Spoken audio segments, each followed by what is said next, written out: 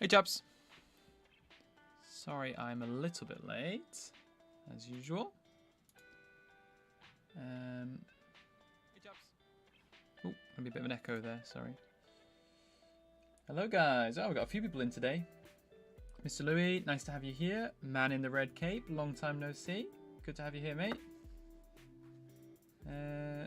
Buddha, ha boy. Hello, welcome. Welcome to the stream. And Throndix, good to have you here. I'm doing very well, thank you. How about you guys? How are you all doing? I'm just messing around with my settings. I'm trying to figure out if it's possible to stream vertically. I don't know if it's gonna work. Like to do. There's no enabled output server found. Make sure you have an output server. I'm trying to stream to vertical. Ah, there we go. That's why. It should work.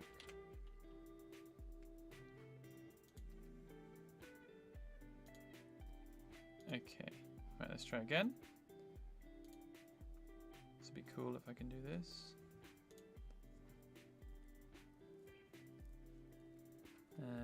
And then I'll have kind of two streams going.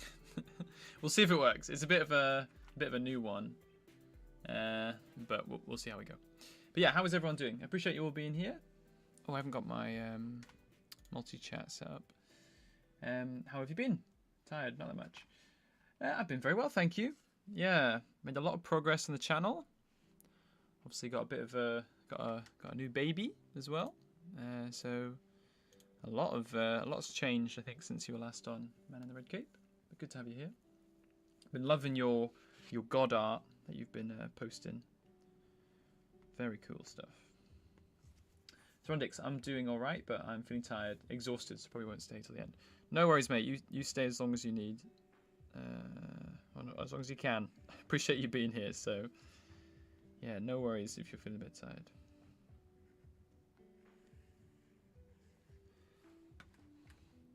Yeah, I think the vertical stream is working. I'm going to see if I can see it on my channel. Let's see if it's actually working.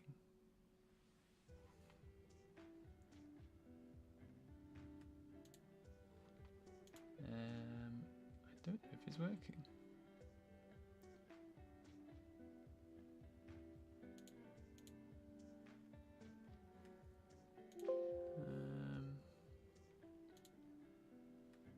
Sorry if that's pinging a lot.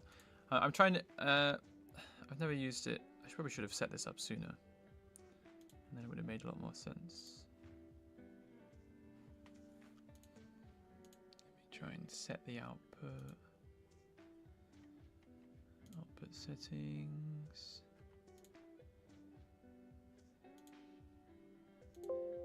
Oops, sorry.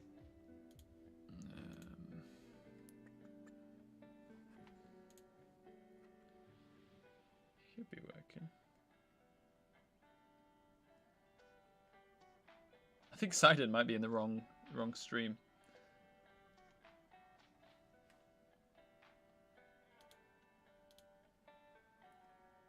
Sorry guys, I will crack on with this in a second. I think once I've got this sorted, it should work.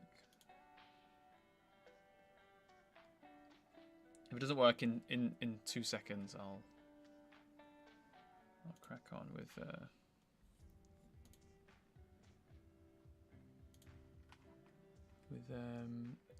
just drawing. Oh, never mind. I'll set up next time. I think it's not working this time, so we'll figure it out later. Anyway, let's jump back into it. I was supposed to set up earlier, but I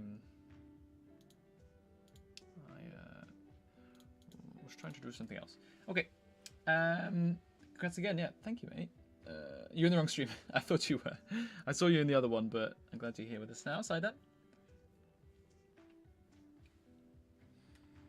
So yeah, today I'm working on a little animation for the upcoming podcast, and I recorded the first episode of the podcast.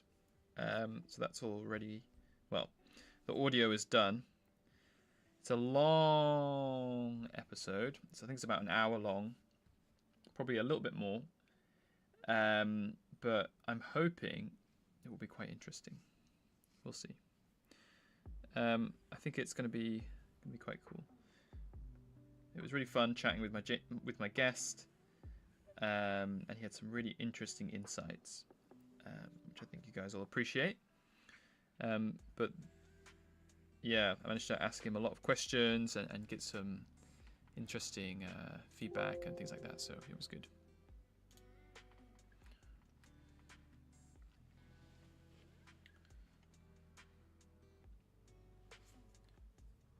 Have you guys been working on any projects recently? What have you all been up to? That's my reference for my old tavern.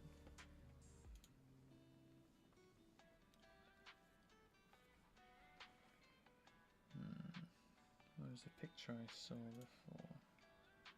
Here it is. Okay. I'm going to do a bit of a Skyrim tavern here, but that's fine. Man in the Red Cape, do you animate on Procreate or Procreate Dreams? At the moment, I'm doing it on Procreate Dreams. If I'm honest, it's not the best. I don't think I would recommend it. I feel like they kind of released a product off the back of the name Procreate, but they didn't like fully commit to it. They just wanted, I wouldn't say it was a cash grab, because it's a quite nice product.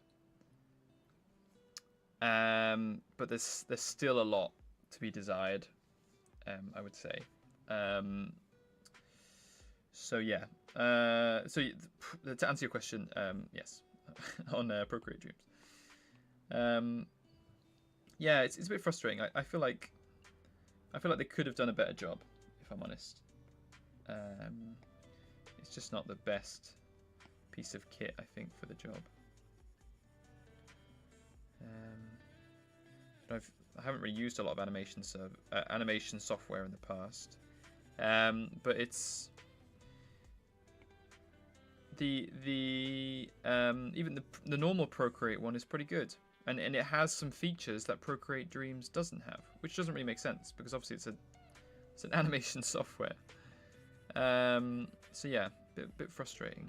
I'm gonna keep using it because it's kind of fun and it's quite easy for like parallax animation, which is the main thing I'm doing. But yeah, for the time being, I would not recommend it, I don't think.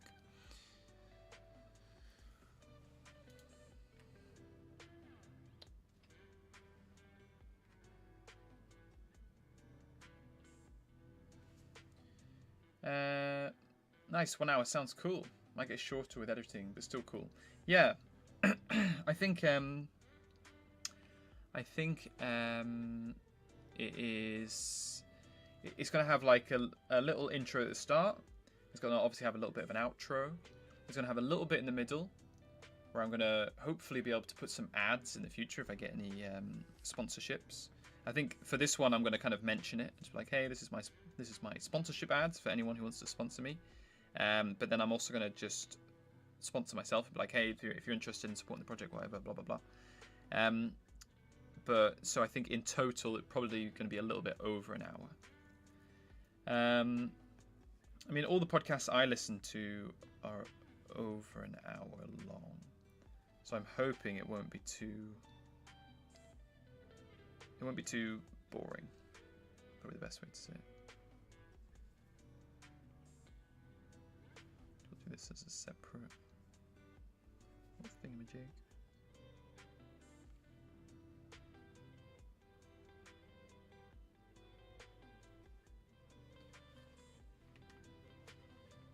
Yeah, I'm really excited for these interviews. Do you know, I've got a few more planned.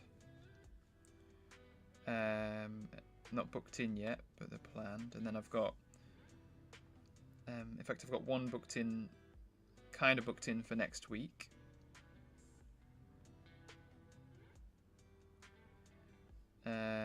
So it'll be good to have like a couple in the backlog to be editing, and then I'll have like an episode for December and an episode for January as well.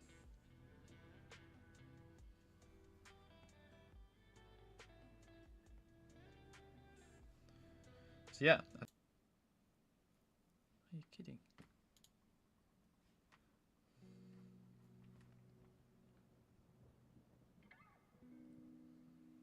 Oops.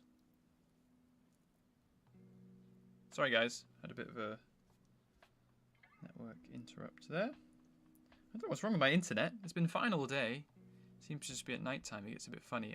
There is a storm, I think, today, so it might be a bit strange. So I apologise if it cuts in and out a little bit. But I'll still be here. Don't think I've disappeared. Crow, good to have you here. Appreciate you being here, mate. How's it going? Man, the Red Cape, I've been redesigning my dragons of old. I saw those designs. They were looking cool, man.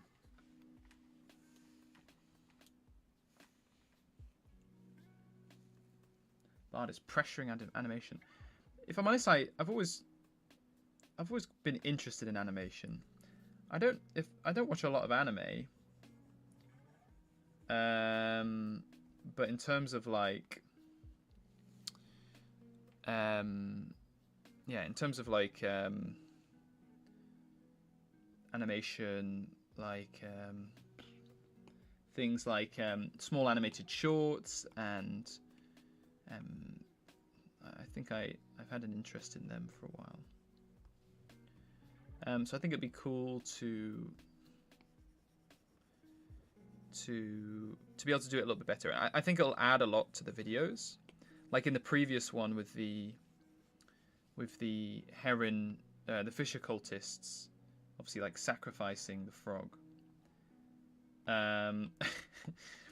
Obviously a bit violent, but I really like that one. I think that was cool. I feel like I could have done a lot more with that animation. It left quite a lot to be designed, but again, just as someone who's just starting out in doing some really basic animations, I was pretty happy with myself. I feel like it went quite well. So definitely something I'm going to continue to work on and hopefully get a little bit better. I appreciate in the age of AI, it's maybe not the smartest choice, but I enjoy it. It's fun.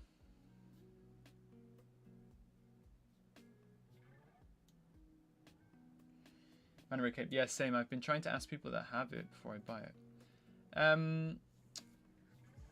Yeah, honestly, mate, I would say give it like a year or something. That sounds dramatic, but honestly, I think it's really not ready. They keep suggest. I think they're working on like a really big release. They're going to do a really big update. I think that will change a lot of the like actual like usage, but it's just a bit frustrating because it's not even like the features that are available in the animation suite of Procreate. It's just that it's not it doesn't even have some of the features of Procreate, which is crazy. You think every piece of software they add after having released Procreate would at least be capable of doing what Procreate does, and it doesn't hold up to that. So yeah, it's not a bad product, but at the moment it could be a lot better. So I would say, yeah, hold off and just wait, and then when it's better, you can better time to use it there.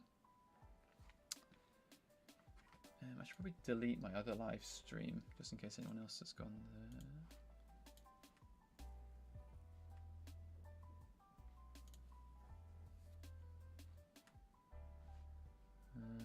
Just delete this.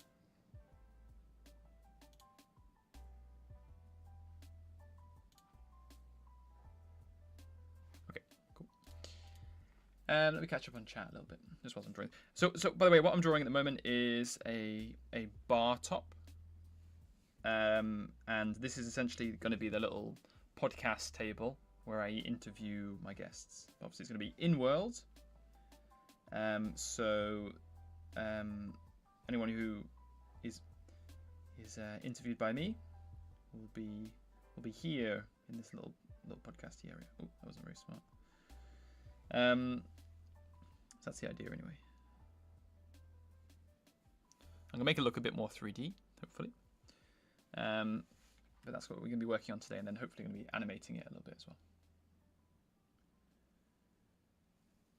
So then, pursuing animation. Yeah, that makes more sense than pressuring. So we're doing good. Devoured some food, but it's all good to hear. My friend Frondix is doing good as also. Yeah. Yeah, everyone's feeling better now, which is good. Just tired. Sidon, recently, after completing 1.5 chapters, my brain is completely fried. No ideas flow, just void. It feels like my soul is gone.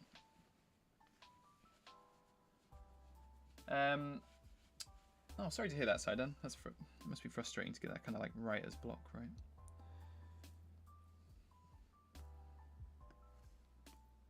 Let's just chop this up.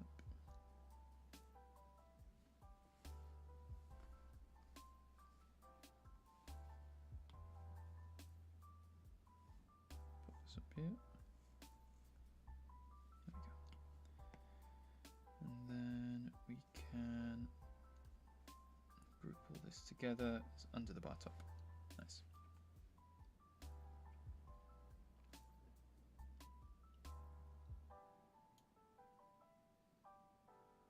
How does one acquire an interview podcast with you? So to be honest, the people I'm interviewing at the moment are just people I have contact with. They're really great YouTubers. You know, I've got some really, I think, interesting subjects to discuss with them. And so they're not just randoms that I know, but they do have like a set project, or they've got like a set topic or that kind of thing. So to be honest, the people, yeah, that's the kind of people I'm interviewing for now.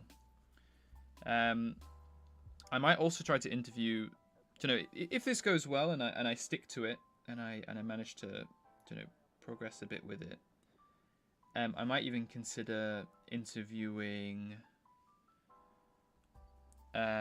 some like authors, or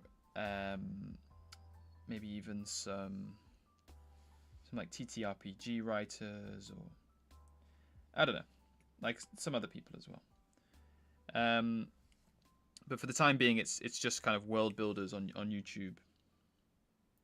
Like I said, who have a project and to be honest have like a bit of a following as well. That's not the priority. I want something that's like an interesting subject. The 3 people I have lined up, I have really specific questions to ask them, because their project or their kind of mentality around art or their experience as artists, I think would kind of be really interesting to hear. So that's the main thing, essentially. We'll see. I'm not gonna try and you know, chase after like really big names for the time being. I think it's not super necessary. But we'll kind of see how it goes, and if people enjoy the content, then I'll think about doing maybe some other like types of other types of people to interview. This may look very random, but I do have a kind of logic to this, I think. Oops.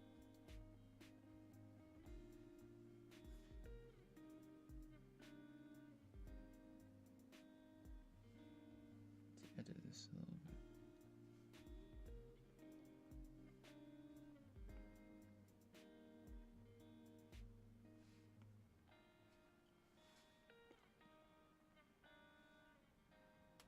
There we go.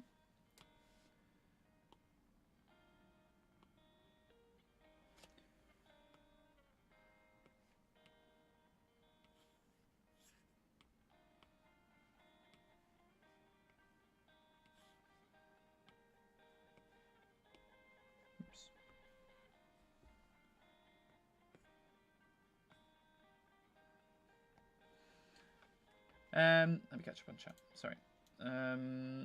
So, Mana Red kept making moves on interviews.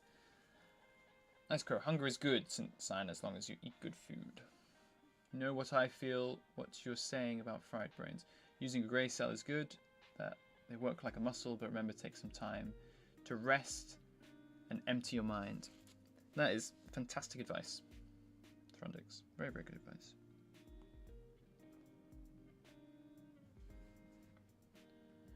I love that animation. When I saw it, I was like, bam. Thanks, man. I appreciate that. Yeah, it was a fun one to make, and I think I definitely want to do stuff similar to that exact video in the future. But yeah, I think it was a cool little project to do.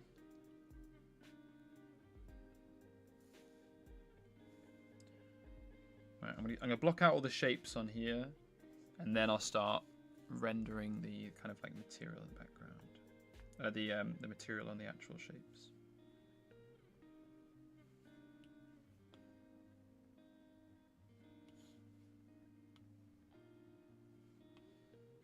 I could make this easier myself and just use like like a stock image as the background, but that's not fun.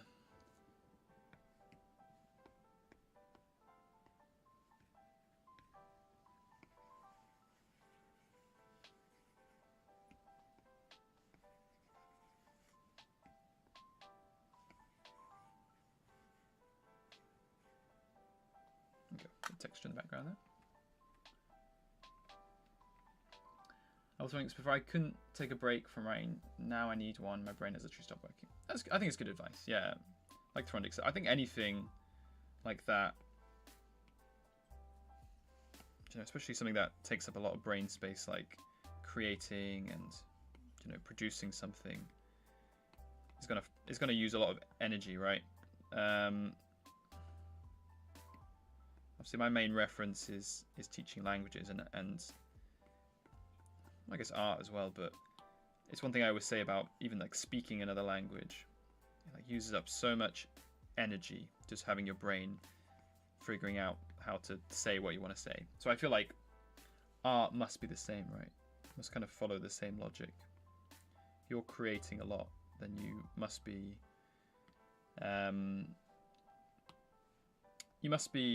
using a lot of energy, for sure.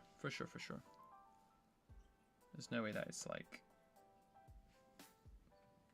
an energy-free activity. And the Mana Red Cape, do you think getting that before the release would raise the prices of Procreate Dreams in the future? That's an interesting question. I don't think it will. I think they would need some good justification as to why they would raise it. And I think people would be pretty upset because the original one that came out, the one that's out now, is not so great. That I think people would be a bit upset if they were trying to like immediately justify that it was worth more money. And I don't, for example, with Procreate, I don't think they've ever raised the price of Procreate. Just as an example. I might be wrong there, but it's up to you. Do you know, if you can afford it, it might be worth just picking up now and playing with. Like I said, I've made a few animations in there, and they're okay. I think the main difference with that and the Procreate animation is that you have different tracks, which is much better than just using like multiple layers. But yeah, you know, maybe go for it if you can afford it. You know, I would say maybe just get it and have a go. It's nothing like, you know, it's a single price as opposed to like a subscription service, so it could be worth just buying it because it's not as expensive as Adobe, and of course we don't like supporting Adobe. None of us do. So it's good to support them as little as possible by buying stuff from their competitors, of course. Right, need some shelves in the background. So the idea is there's going to be my little badger here. Oops, let's zoom in red. There's gonna be my little badger here, just on the side.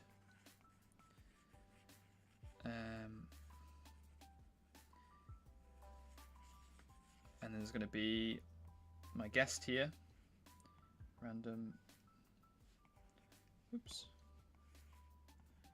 Random mystery guest.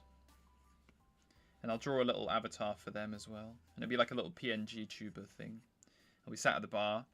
And then in the background here, we're going to have like a little animation where like oops.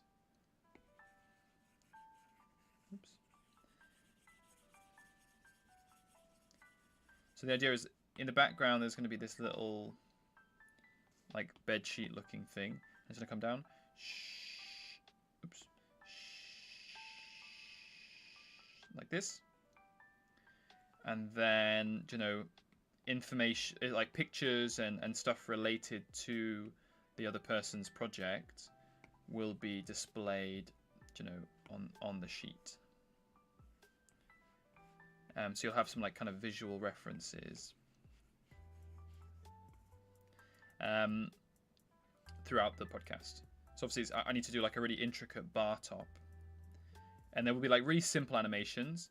And there's also going to be like a little animation of maybe like a frog bartender who kind of walks past in the middle. Like every now and again he just kind of walks past to like grab a beer. Stops here, grabs a beer off the shelf.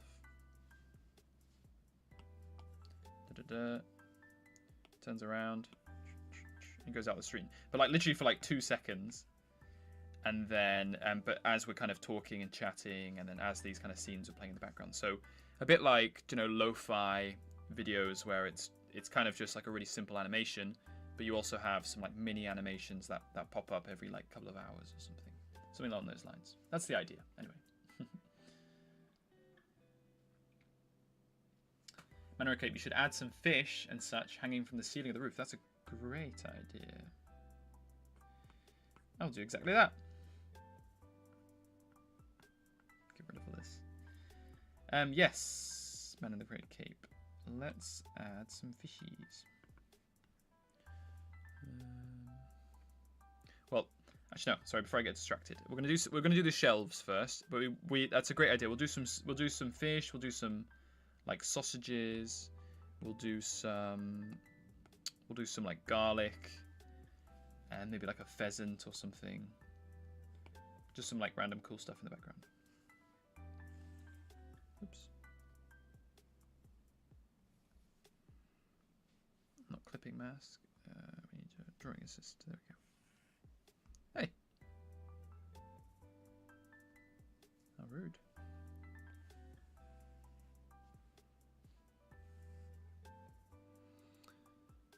So we do some shelves, and these shelves are going to be filled with bottles.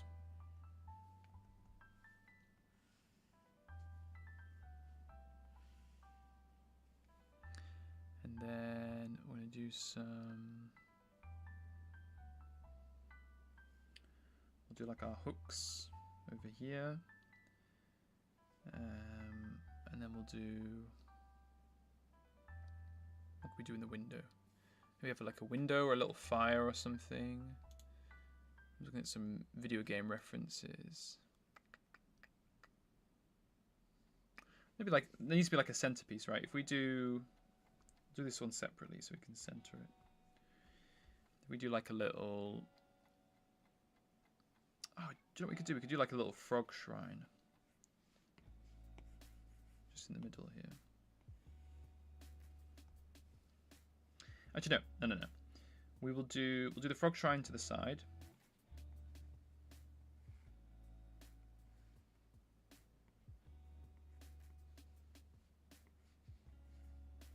And then in the middle, any ideas, guys? So we're gonna have. I need some help here. I need some input. We're gonna have our like wine bottles over here. Bottle. We'll have like a couple of barrels here. So like ale. What else goes on a shelf? We can have like Okay, so like a box, and then some like more bottles, maybe like stacked up like a wine rack. We'll have some fishies, drying, garlic, herbs. We'll have our frog statue here with our fruit. We need something right in the middle. We need like a centerpiece. Any idea?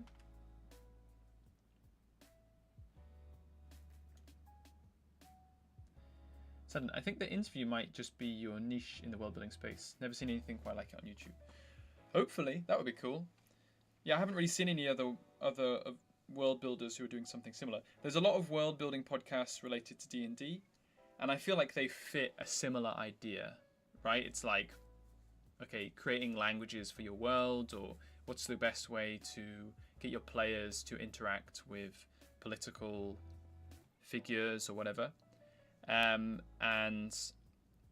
I think other people are doing stuff like that, but just specifically for TTRPGs. So hopefully it'll be an interesting niche that I will fall into. I just need to make an effort editing it and making it interesting for YouTube with a video. I'm also going to release it as a podcast elsewhere, but I think it needs to do well on YouTube because that's where most of my content is. And I want to make it good for you guys to see as well. So like something, Man in Red Cape, something with badges would be cool. What about some way of hinting at the bar being underground since badgers live in tunnels?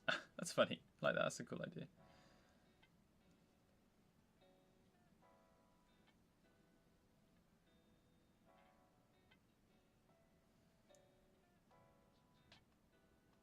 Def agree with you, Sidan. Great way to distinguish yourself and make yourself known. Hopefully. Yeah, we'll see if it works. I was writing a future chapter made it to 2.5 pages when I saw it was all crap. My brain just wasn't braining properly. And that's it with writers, right? It's like sometimes it's worth just getting a bunch of stuff on paper and just seeing what's the best, what's working, what's good.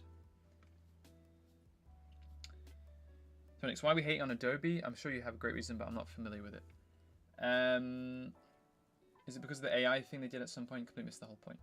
To be honest, I feel like Adobe is like a very predatory software. It's like definitely a monopoly in the creative space. You know, if you're an illustrator, right? If you make books, you use Illustrator. If you do photo editing, or you use Lightroom or Photoshop. If you draw, you use Photoshop. And they have such a monopoly that they've kind of found a way to just make their stuff super expensive. And it's kind of the expectation that everybody uses it. But the problem I have with them is they do a free trial, right? You can try out their stuff for a month and use it, the whole Creative Suite, or just Photoshop, for example, for a month. And towards the end of the month, they're like, hey, do you want to use Photoshop for another month? And if you say yes, and then accept their terms and conditions, okay, it gets to the end of next month, and they're like, okay, cool, right, make sure you pay for the whole year. And you're like, oh, no, I want to cancel my trial. You know, if you were just trying it out and you didn't like it, or you were just using it to get something done. And they're like, oh, no, when you signed up for the second month, you agreed to pay for 1 whole year of Adobe. That was in our contract. And they have this, I just see forums and forums of people being like, hey, what the hell? You know, like, no, I can't afford to pay for it. I'm a student who's just editing some photos or whatever, blah, blah, blah. And they know what they're doing 100%. They're doing it intentionally to just essentially trap people and catch people out and get them to pay for this like crazy expensive service.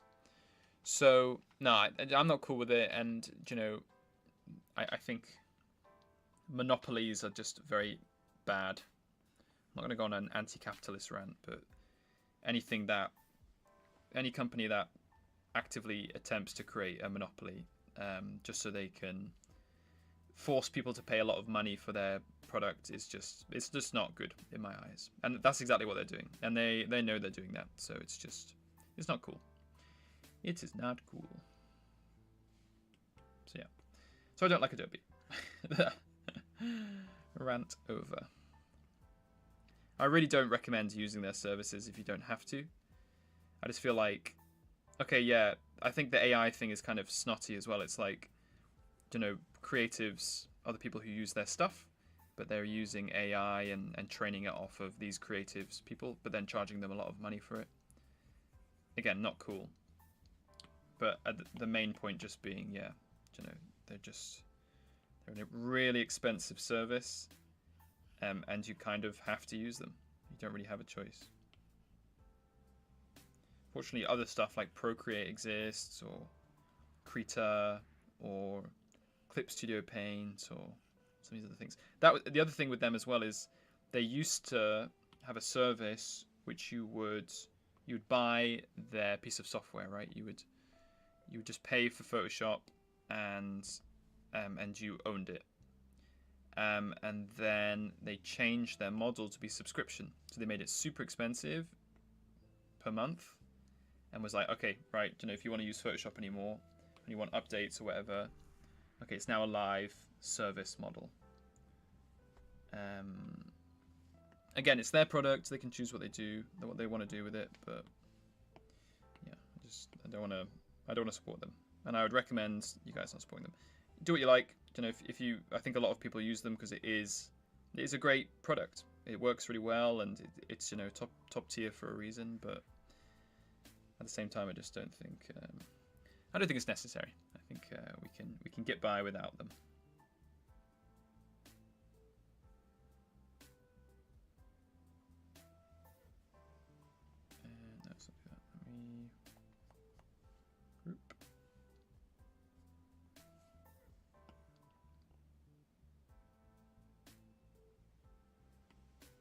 Rotate this one. In fact, we'll just get rid of that.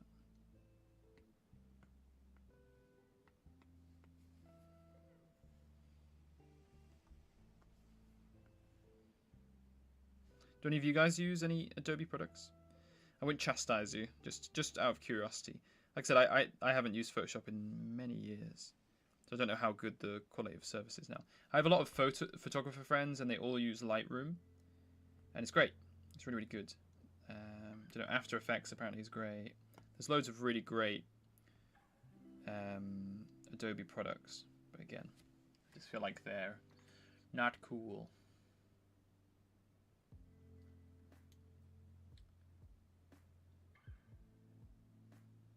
Badger reference. What reference should I put in? So normally I would be yapping about all I did this week, but I have not done much, so check out what I did last week on my project page, or the logic. Pear bomb. That's a cool idea. Pear bomb and a skull. Oh, good ideas. Man in the red cape. Both of them very good ideas. Yeah, we can do that.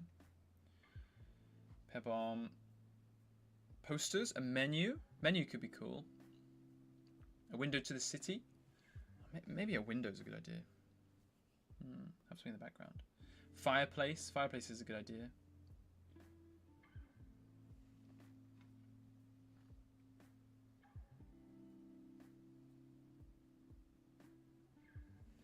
Oh yeah, okay, I get the monopoly thing with Adobe now. Yeah. I remember that when I started digital, I felt like I could do anything without Adobe. And then I picked up Procreate, and now look where I am. Yeah, exactly. I was the same. I was a bit worried that I would have to pay for Photoshop. And, you know, my whole YouTube channel has been built off of Procreate. They're a great service, and I think it's a really fair price. You buy it once, you don't have to pay for it again. They update it from time to time. Perfect. You know, ticks all my boxes. It's just really nice service, and it's like so smooth, and it works really well, and you know, no complaints. It's like really affordable. Good job, Procreate.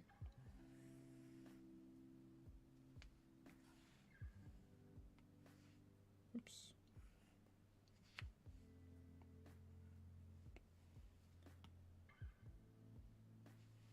Let's put a little badger skull in. That was a good idea. We'll do some pairs as well. Badger skull. Badgers have freaky skulls.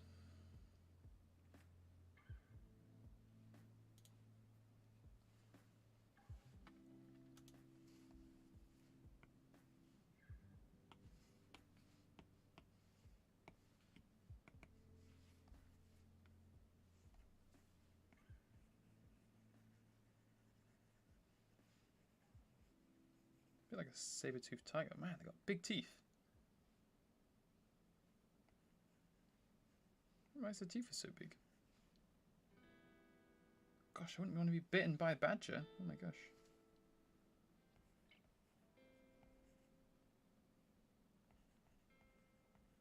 I could do a bunch of references, I guess, to stuff in the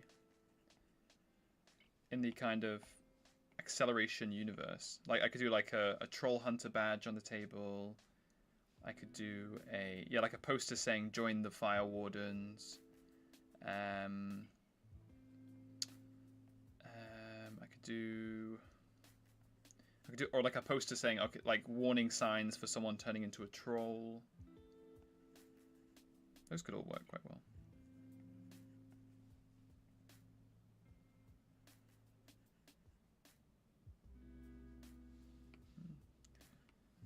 Perfect.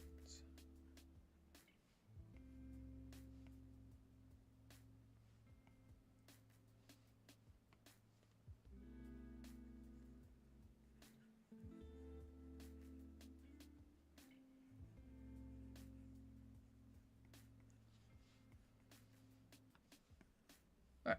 Oops.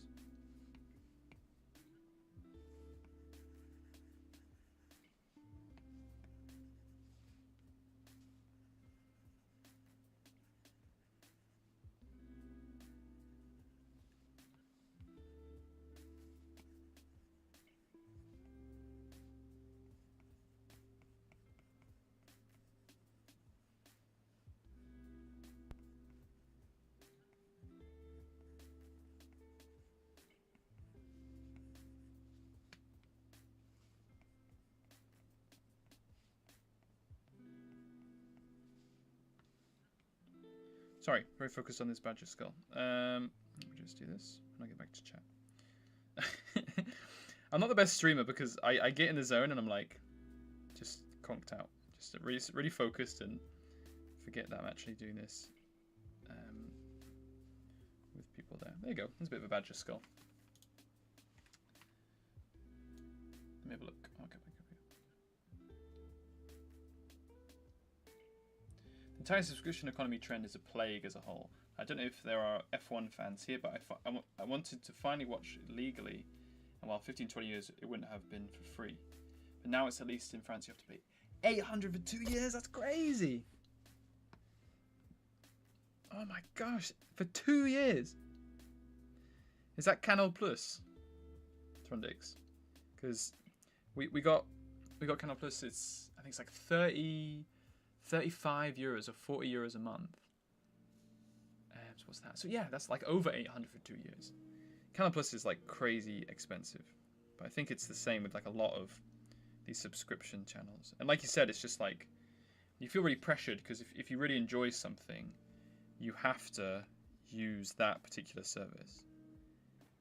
Otherwise, you just don't get to consume it. In England, you have to have a license to watch live TV. I think a lot of people don't pay it. I don't watch any live TV, so I don't pay it. But they have people who come around your house and they knock on your door and like, hey, you have to let us inside to see if you're watching TV. You could say no to them and refuse them, and they could go get a police officer and get a warrant. But it's like a thing that you're really pressured. I get loads of letters through the door saying, hey, if you paid your TV license, you have to pay it. You're not allowed to watch TV live if you do, even though I don't watch live TV. It's just ridiculous.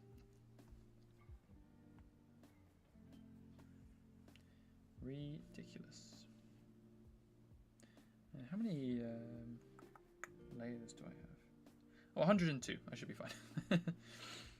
I'm doing this at 4K dimensions. So most of my videos are, I think, at 1080p, so it should be fine.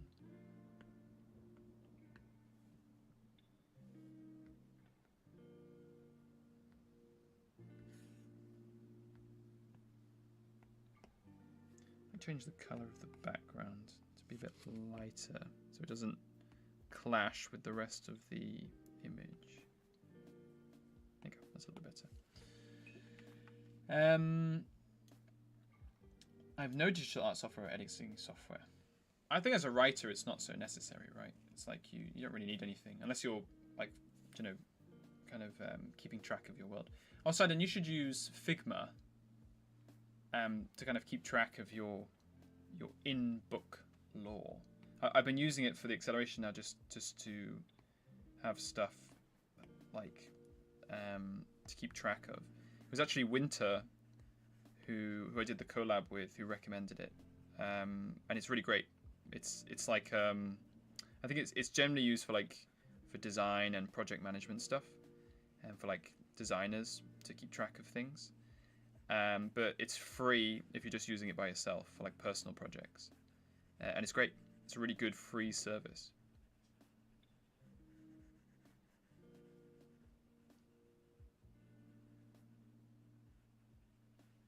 It's like an orc skull.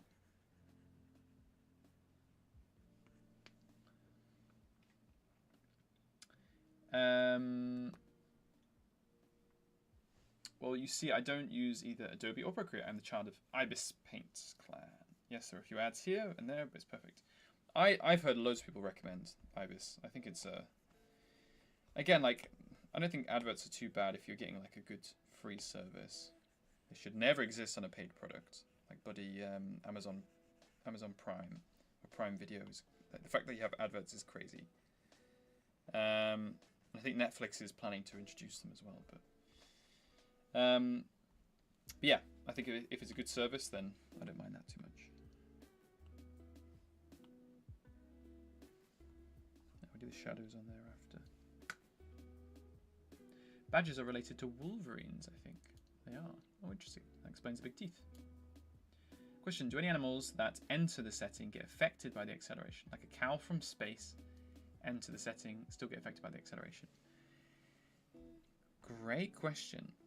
I've not really thought about that. I haven't thought much about cows from space. I suppose there is like the kind of hint is that humans are like a spacefaring race now and they're gone out into the universe, or they've destroyed themselves.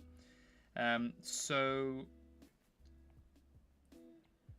I would say maybe to your question. It's a question I've never really thought about. I guess so. Yeah. Sure.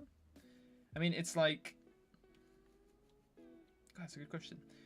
Yeah, I'll say yeah, because they enter and they're still affected, and I have a few ideas of what happens because of the acceleration. But I'll say yes for now.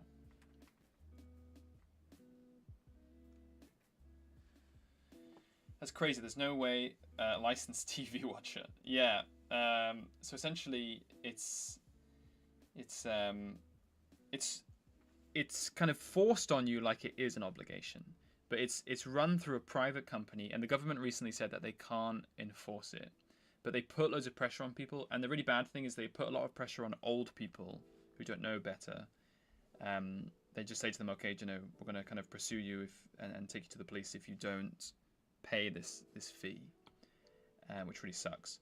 And students, they chase after students and things like that. And essentially what it does is it pays for the BBC, so like the British Broadcasting Network, who does a lot of the news and things like that. So it's like a really controversial thing in the UK, but I've never paid it. I don't watch sports, so I don't need to. But to be honest, I think even if I did, I wouldn't pay it, because it's just why would we have to pay it? It's crazy.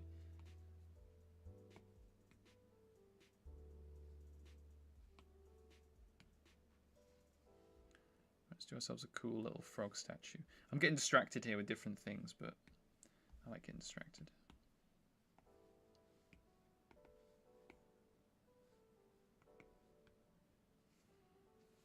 Get ourselves a little frog image as reference. Frog.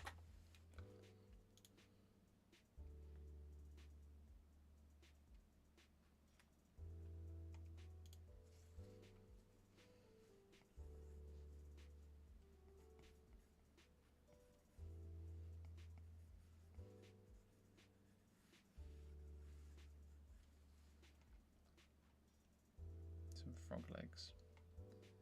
Give me a frog with legs.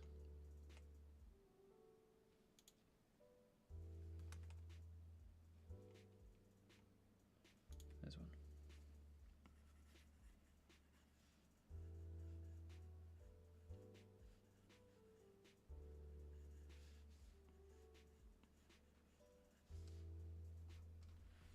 It's a bit like Hypnotoad.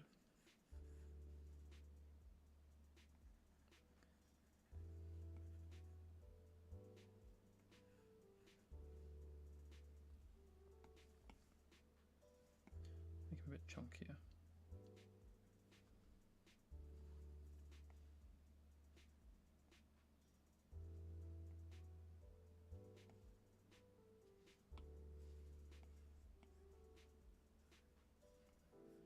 It's supposed to be a carving, so it can't be too... be a little bit angular.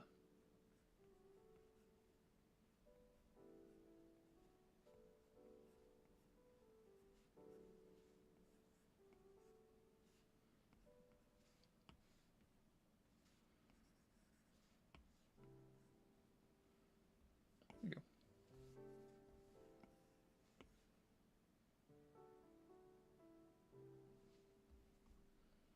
Good little frog statue. Nice. Some nice little things in here.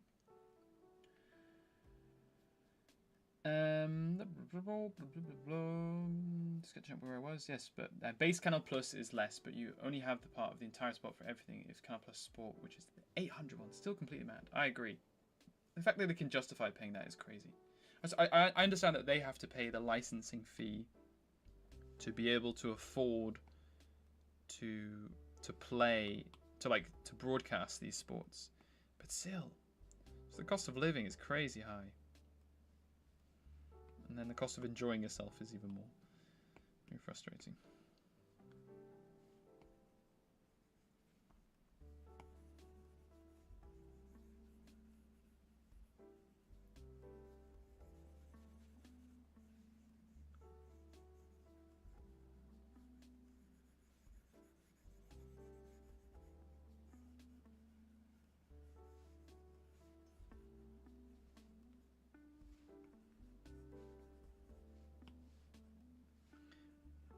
One thing I could do with like this kind of little animation that I'm going to have going in the background is having some little flies flying around this statue.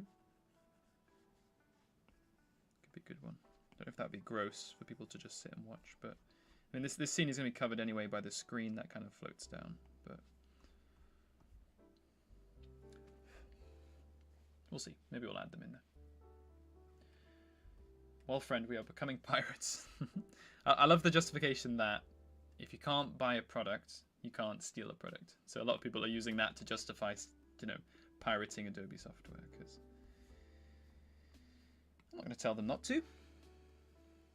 I'm not going to say anything.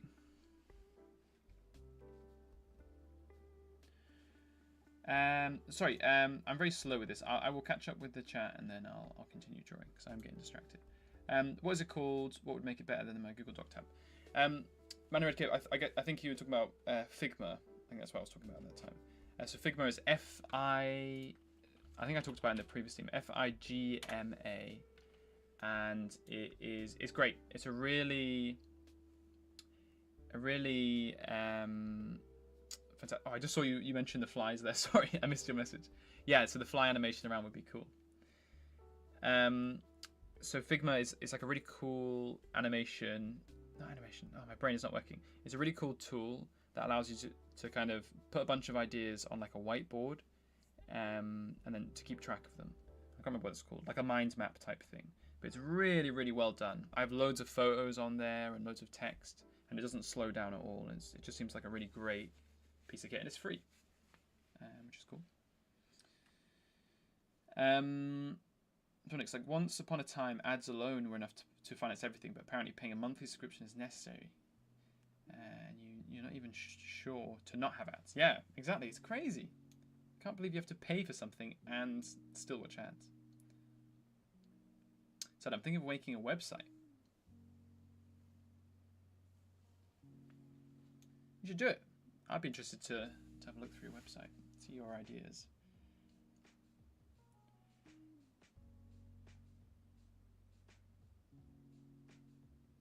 New person's in the stream, probably Blank. It is Blank. Oh, Blank, thanks for coming. Appreciate you being here.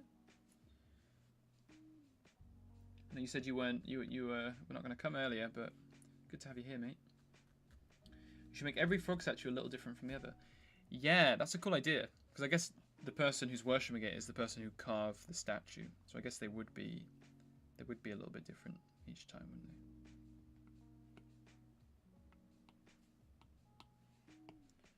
We can do some little. Oops.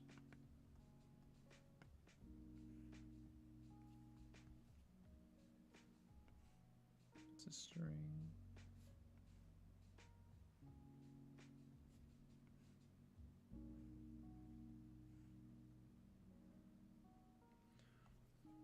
Do our little apples. That should be an apple shape.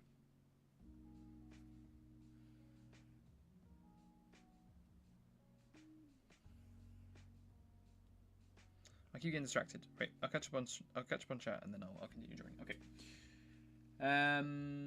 Yeah, because isn't the BBC financed by the government? Like if your taxes already pay for the TV, why would you pay for fee? That's stupid.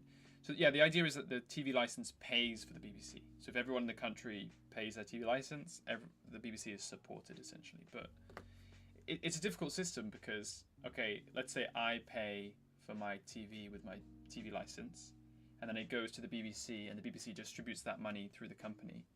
But then they have a DJ on there who's on the radio who's making $300,000 a year or something crazy. You know, but it's paid for with kind of taxes. It's difficult to justify. I use the BBC to teach. They have a really great English teaching platform on there. Thundix, if you want to see some really cool free English content, the BBC Learning English platform is awesome. It's really, really good. But it's difficult to justify, and I refuse to pay a TV license. If I'm not going to watch live TV, I'm not going to pay it because it's not super expensive. It's like $150 for the year or something. But still, that's a lot of money for some people. Knew it was blank. I'm never wrong.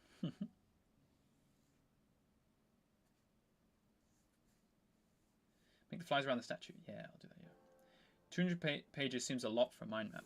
I think it's more like, you know, if you were developing an idea, Saidan, where like you had like a character and you wanted to like think of some like cool ideas for the character, but you were just kind of starting to develop it.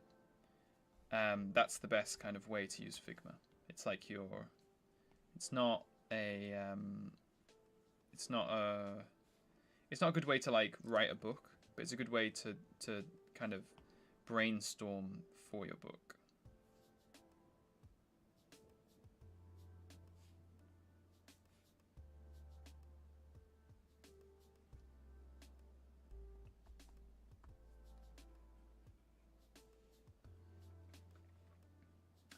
Well, guys, there it is. I'm starting to feel dizzy, so going to go to sleep. Love you all. Have a good evening, and see you next week. Take care.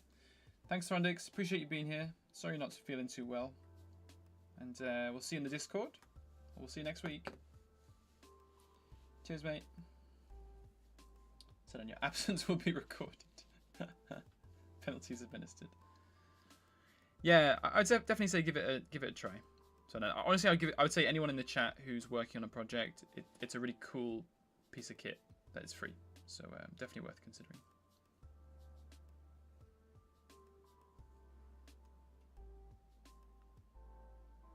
Right, we've got a badger skull, we got a frog statue, pear. We want a pear bomb, don't we?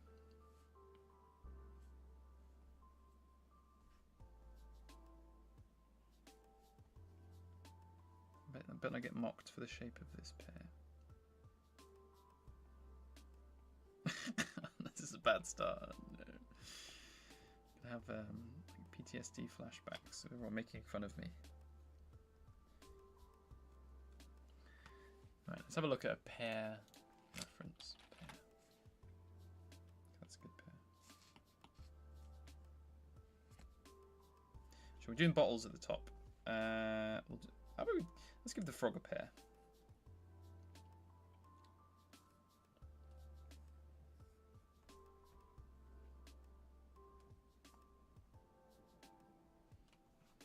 Do a little shelf here. We'll draw them on top of this shelf, then just transfer them over.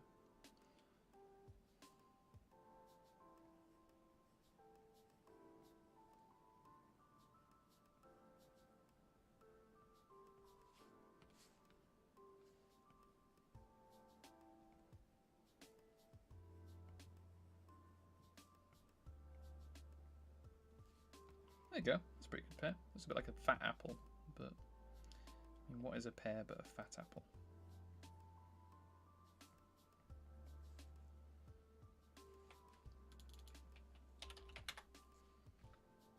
Some apples.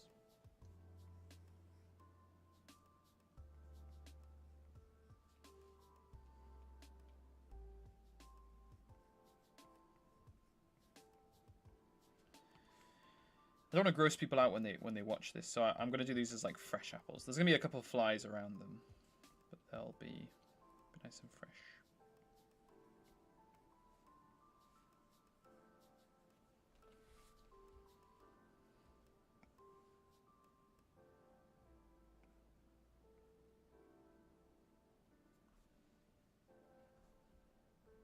Should we keep them there? Let's colour them first.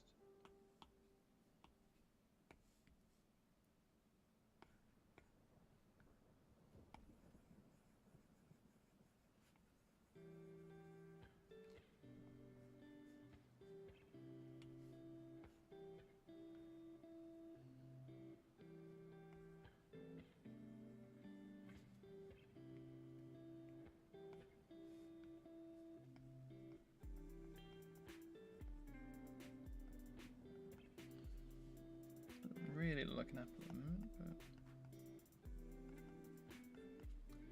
we'll correct that.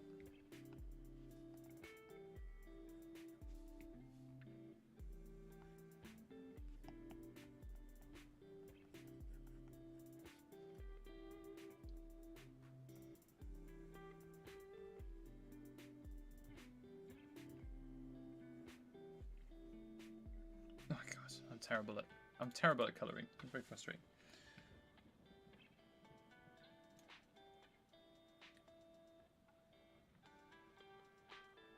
Might actually check that out, Bard, because I need to train. I have Cambridge certification in May. Hopefully I get the C1. I need to work on it. Good luck, man. Yeah, because the Cambridge certification is it's not IELTS, is it? It's the other one. Is it TEFL?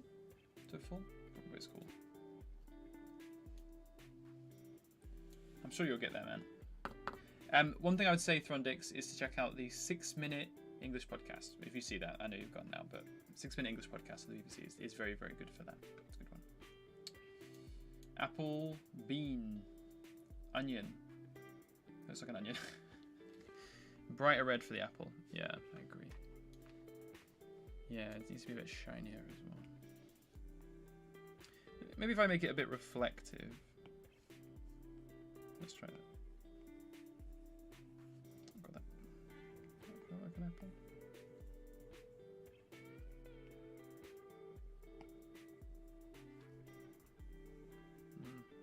I think if I make it reflective, it will look better. But I think for now, I need to do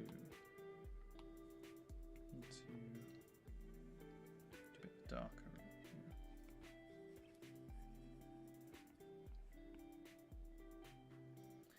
It really depends what species of apple I'm doing, right? More of a red. There you go, that's a nice apple red.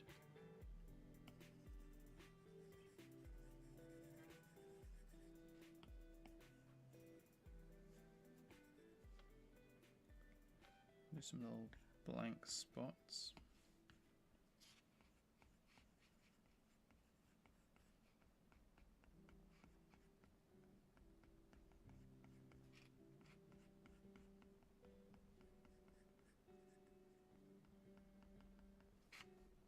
That looks more like an apple. That's a pretty good apple. I'm happy with that.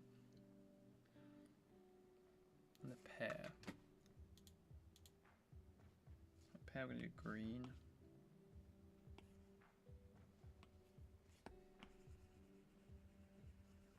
Very bright green. It's a bit too bright. You can definitely reduce that. A bit more yellow.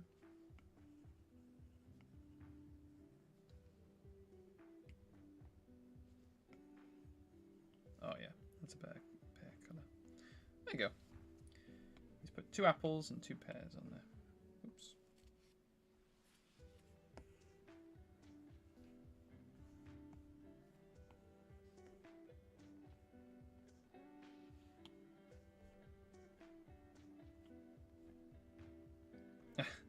colour all these apples as well.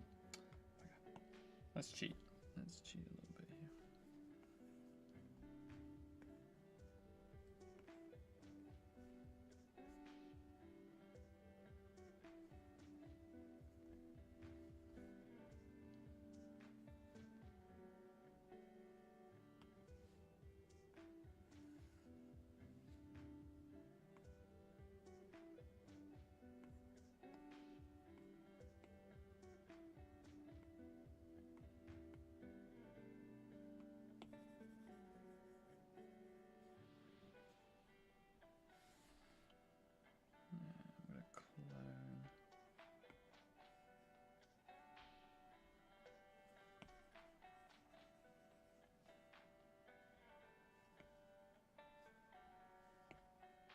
And what we'll do is we'll just kind of smush the colours about afterwards.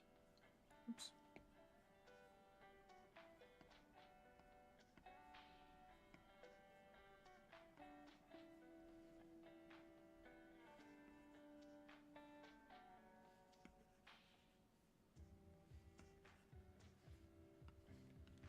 Do that.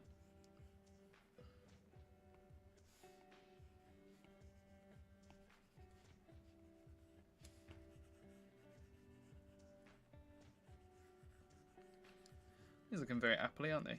I will correct these.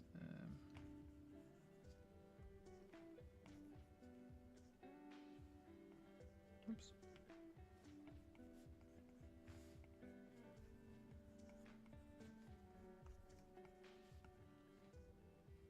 Darker red colour.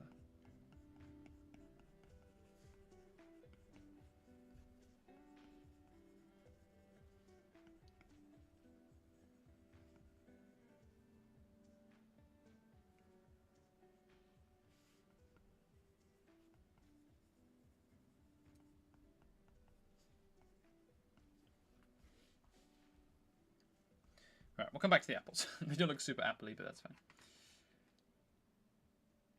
Should be me. I should not be relegated here, not in the first place where I belong, not in second place where I was banished to, not in third, I despise, but in fourth crown, hopefully.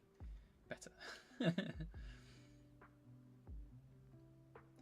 The algorithm heeds my will. Bending it to your will, good job. I like that apple, but the pear. We'll come back to the pear. I think that looks quite peary. It's quite neon peary, but that's fine. Again, we'll come back and do the details after. I feel like I don't want to waste too much time on pears. I need to do a lot of lighting on this bar.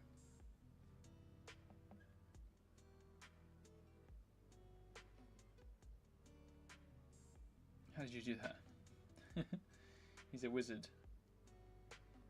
Oh, how did I do that with the apples? Clone tool. So it's in the adjustments at the bottom here.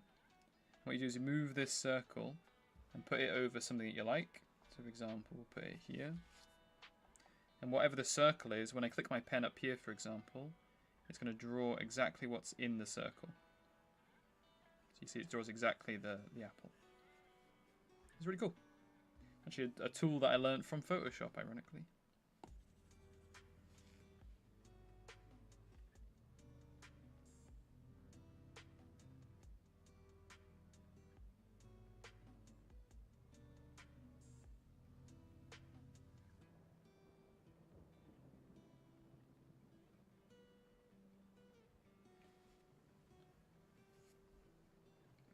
Right.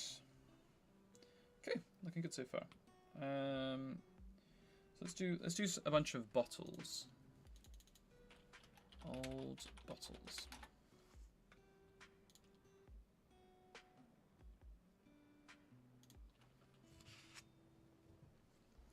Do a bunch of glass bottles over here.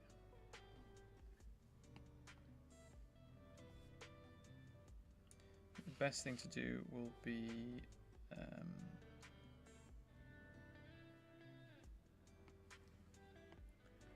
make them symmetrical. Oops.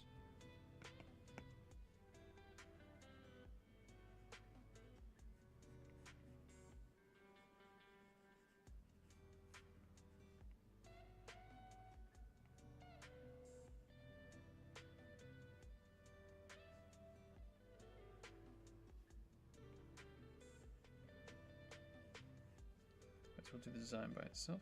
Yep, there's one done. Nice and easy.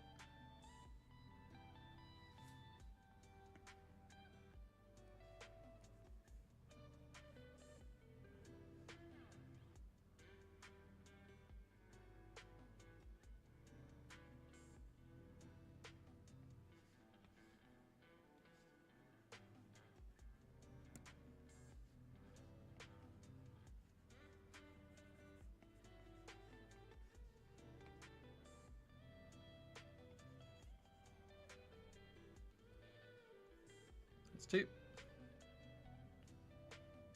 Keep cracking these out and then we'll stick them together afterwards.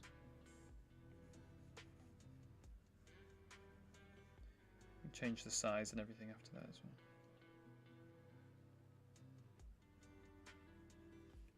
Add some cool labels to them.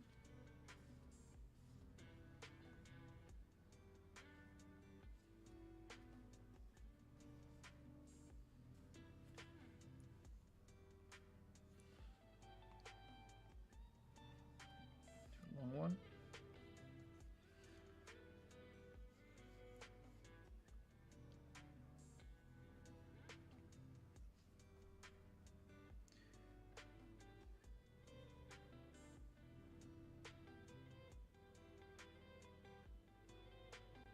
There we go. Brain didn't work there for a second. Let's do a little chubby one.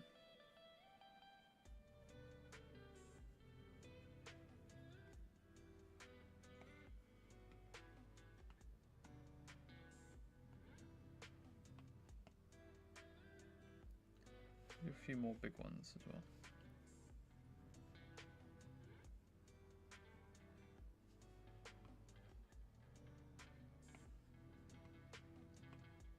Let's do one more and then we'll stick these on the shelf.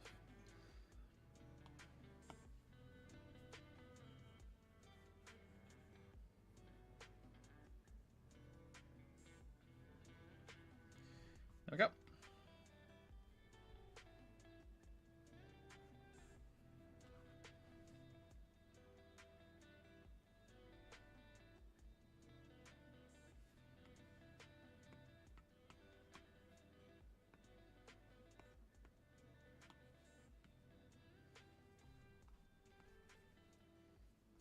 In fact, if I stick a few of them up there first, before I start trying to colour them in.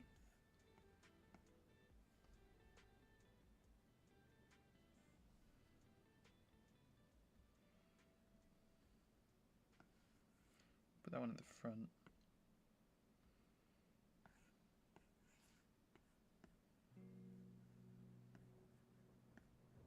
Oops.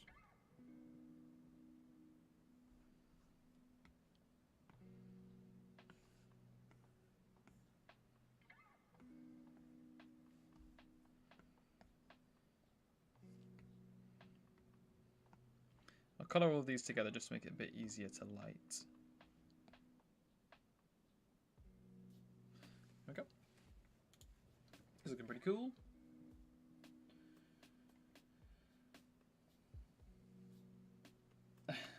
Badger, heed my request of the mushrooms found on War Titan.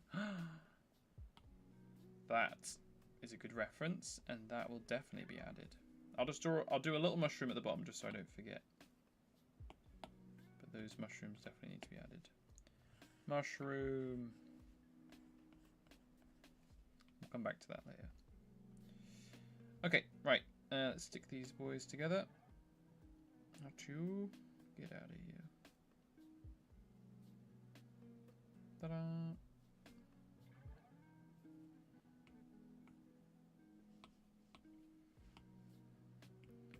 If I colour all of them first.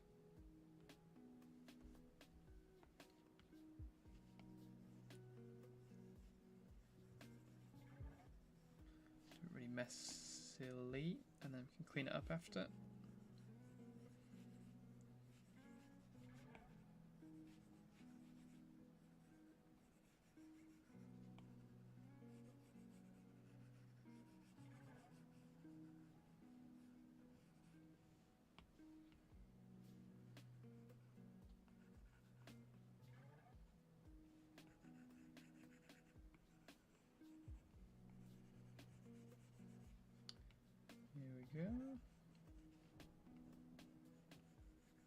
In fact, I could do a bunch of reference, maybe from like Fatoba.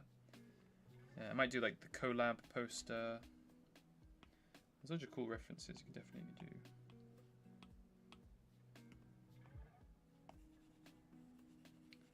Brown.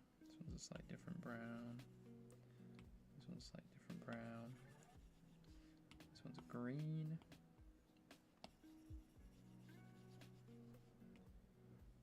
And bottles.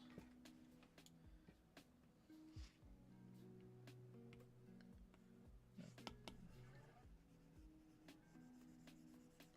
Liquid inside.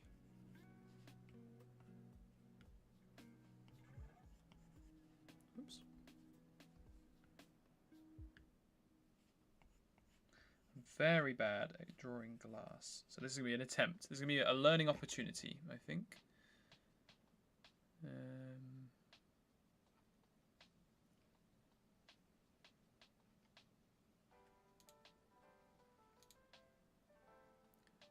we'll see how this goes.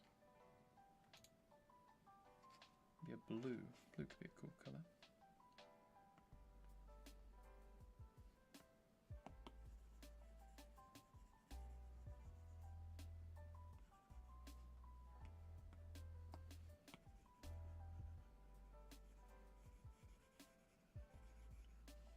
We'll give some of these labels as well.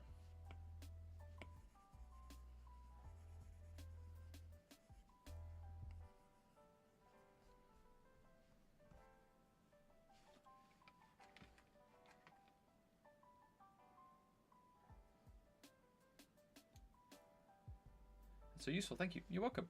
Yeah, that clone tool is really cool. It's great for if you're for repeating textures for sure.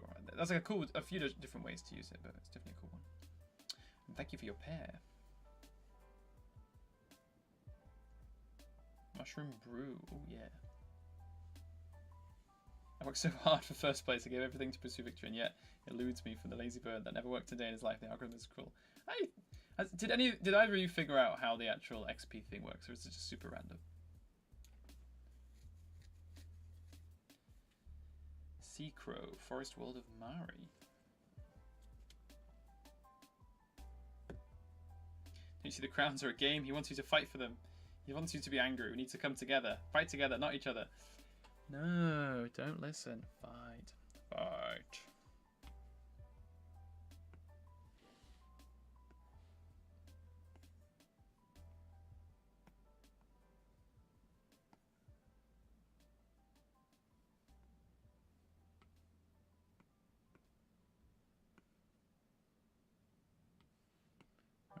Stick these together. We'll color them.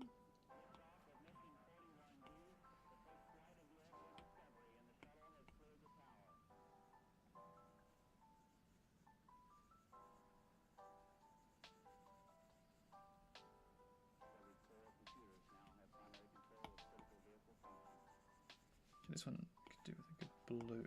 Blue would be a cool color. But lighter blue.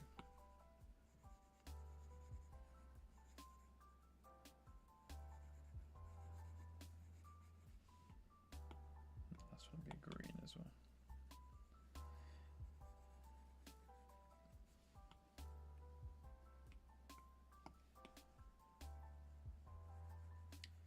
Right. To find out how to draw glass. And I think these will look pretty cool on the shelf.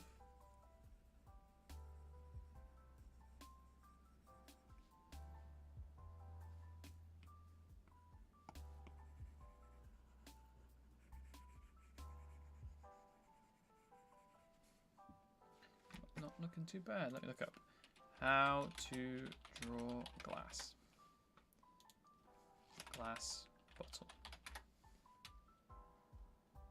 Do Pinterest, because don't really have good tutorials.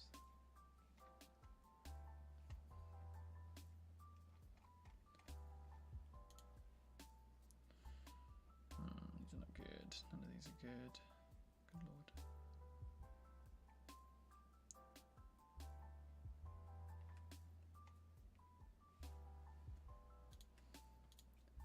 I'm gonna go to Pinterest, see if it helps me.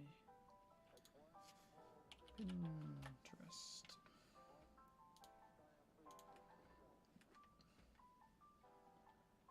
Let's have a look. Glass material.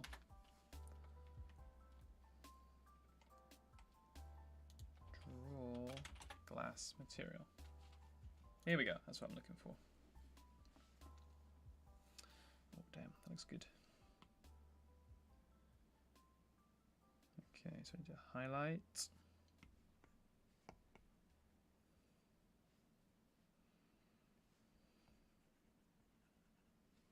Oh, how did it do that?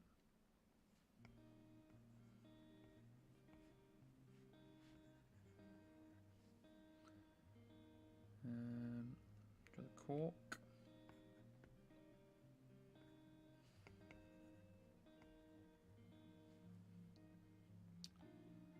Do some edge highlights as well.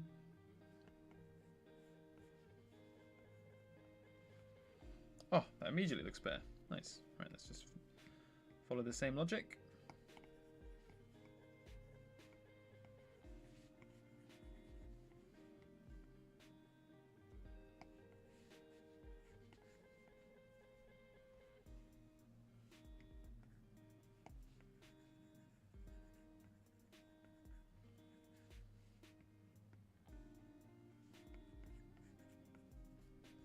Nice.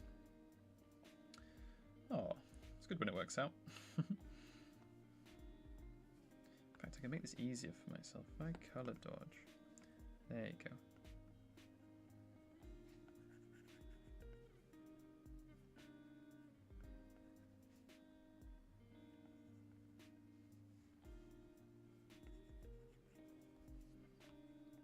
It's going to be a bit more in the shadows.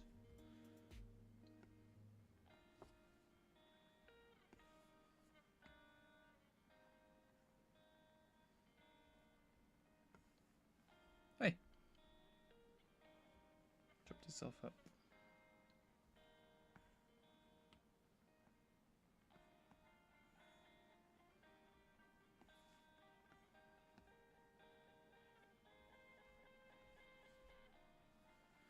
Darken the ones in the back. When we do this, shading, we'll do the ones in the back a bit more. That looks alright.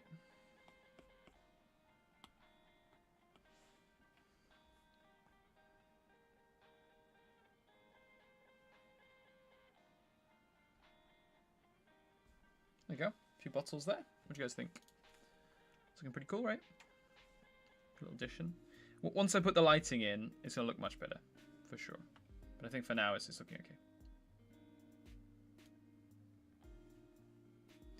Realm of woodland dragons overseen by lurking shadows. Ah, you world building. Blank.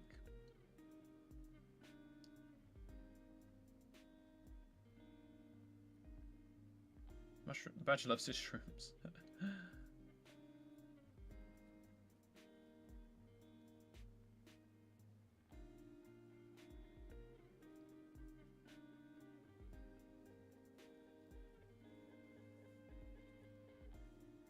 We need someone to write this down as folklore. It would be great. I agree. Blank, you should be writing this down.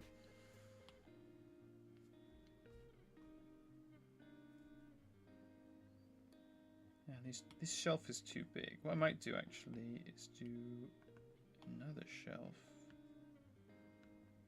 here so we can fit more cool stuff on it. Like a little mushroom.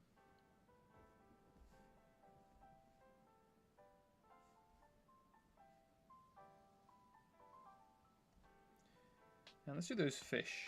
That'll be a fun one to draw next. It's got about half an hour left, so. So drying onions. We'll start with that. Not drawing onions, drying onions.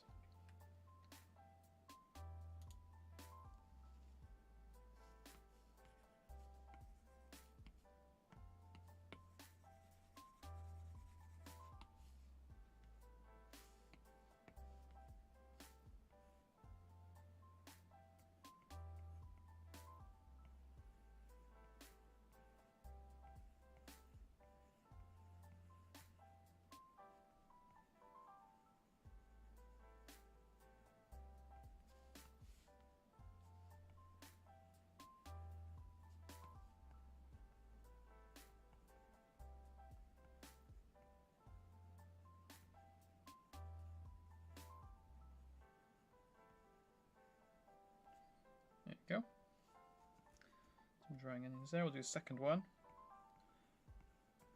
Just because 2 is always better than 1.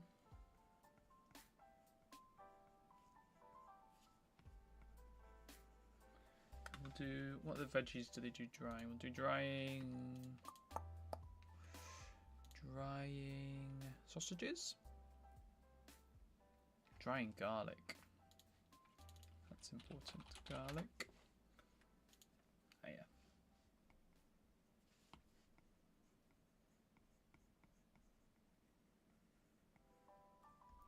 It looks a bit like onion, but a bit smaller.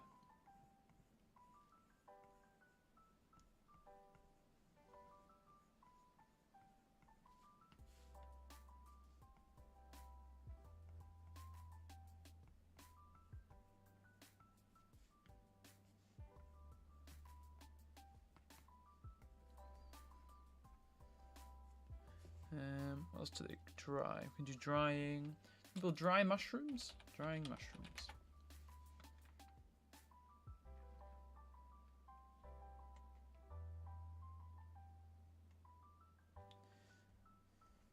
It'd be funny actually if we did. Oh, I've got a good idea. What we'll do is for the like Titan mushrooms, we'll do them growing in the back. Death cat mushrooms.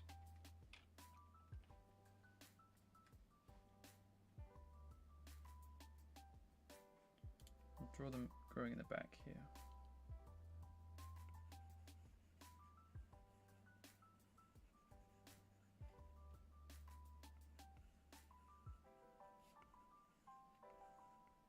Oh, that looks like something else.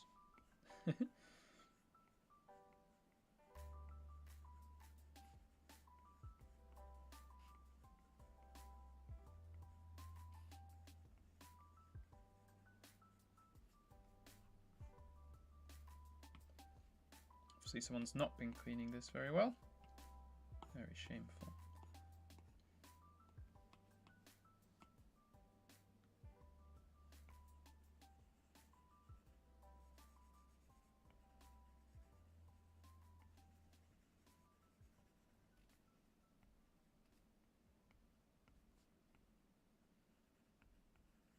What we'll do is we'll do these as the thingy mushrooms. But once we've done all the lighting, we'll colour them in. In fact, I might move them. Over to here. Over here.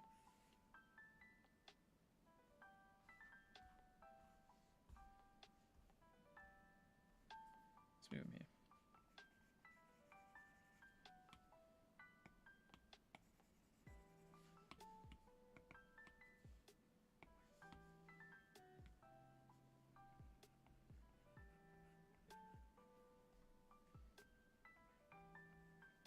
So we'll come back to them once we do a bit more lighting. Okay, mushrooms in. Do you like candy canes? I quite like candy canes. They're very sweet. I've had the same candy canes for like 10 years on my Christmas tree. Just finished one. And I like the crunch more than the taste.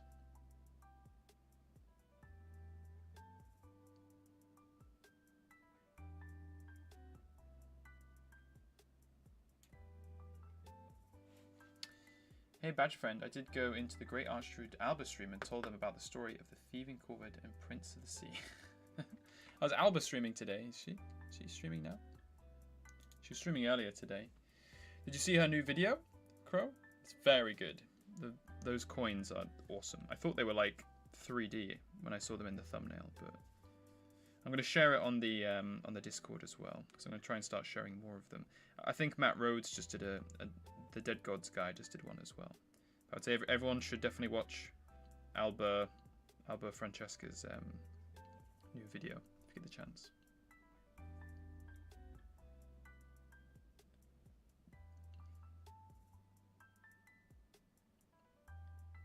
I mostly mentioned that I think the Archdruid would either ask Badger Friend.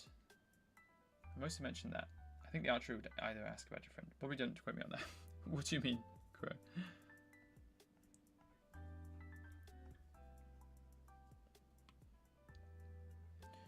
Right, what else can we put in this bar? Maybe like a very precariously placed candle would be good. Like here.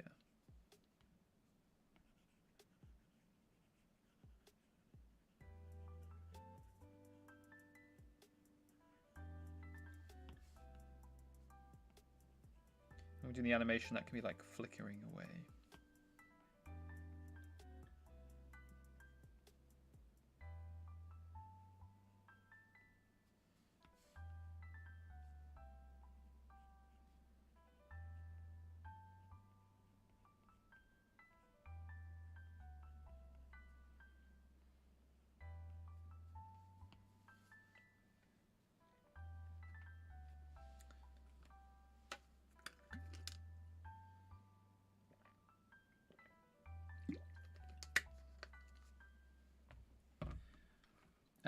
Sorry, I'm dazed again. I'm not really concentrating. Okay, right, let's draw some onions. What other suggestions does everyone have about stuff to draw? Anything cool to draw? Oh, Lasercrow, the story. Ah, okay, the story of the thieving corvid and prince of the sea. A masterful tale.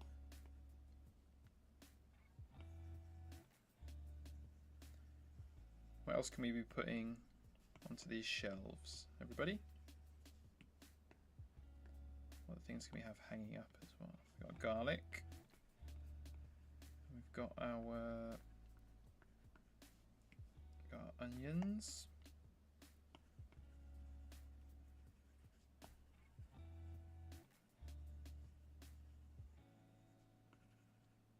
Oops.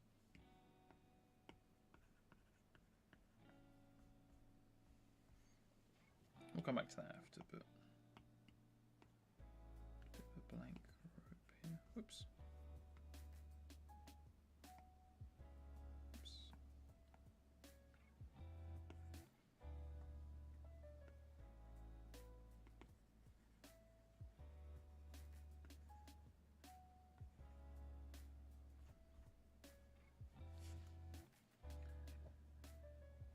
Do sea animals have bright gums, or is that just me wanting them to?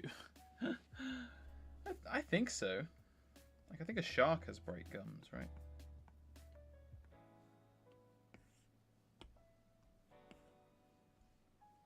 I've not looked into the mouth of many sea creatures, but I would guess so.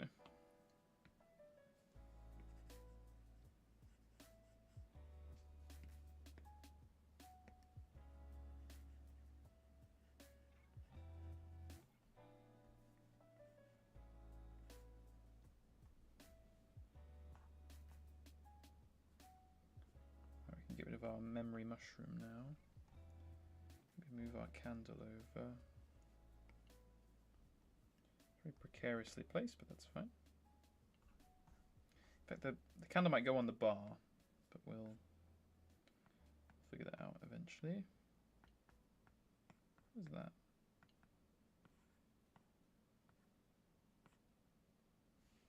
I don't know what that is. What is that line?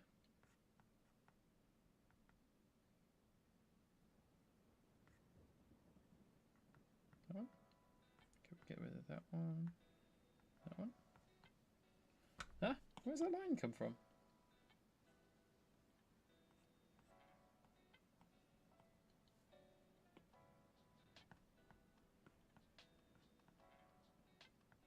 Ah, okay, that's fine. Silly me, silly me. It's gone now.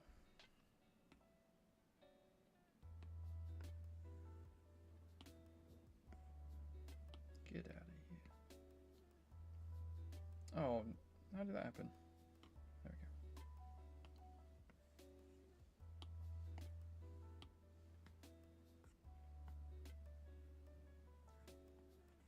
go. I've lost it again. It was this one.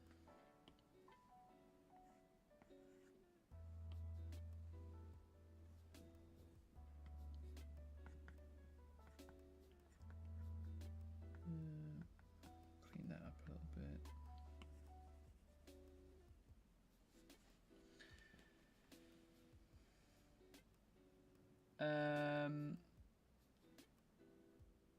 Spices like peppers, ants walking along the walls. I like both of these ideas. I feel like the ants walking along the walls is a great one. That could be a good little animation thing, right? Maybe like them like eating the, like marching over to get the frog things. Do you know what? I'm going to start writing these down. I'm going to put these in my Figma file.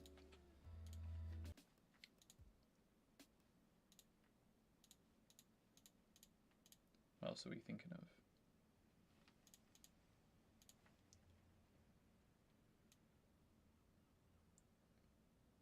What competition? Interesting.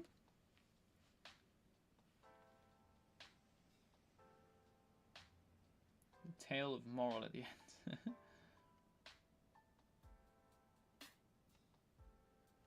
Does your tale have any Christmas story like Krampus to scare kids? It doesn't have a scary Christmas story, but it does have a Christmas story about a chicken, the god of freedom, actually, who was in the previous video, and they essentially at Christmas time their followers go out and release people. So I'm going to do a little video about them going out and releasing a bunch of cows from a farm. But that one's a bit of a mysterious video that we'll come back to a little bit later. So yes, kind of, but not really any scary stories. I think the story about the vampires that we're going to do eventually is going to be a bit of a scary one, for sure. Barbatos, hello Barbatos, how's it going? Thanks for joining us, mate. How are you? Runa Eris, the snake who waits. I'm here. Who is that? Is that Daniel?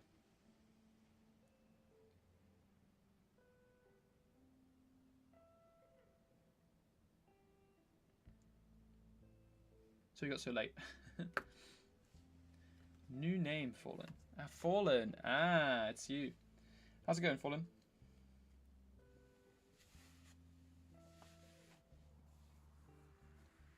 You have so many names, Daniel. It's difficult to keep up.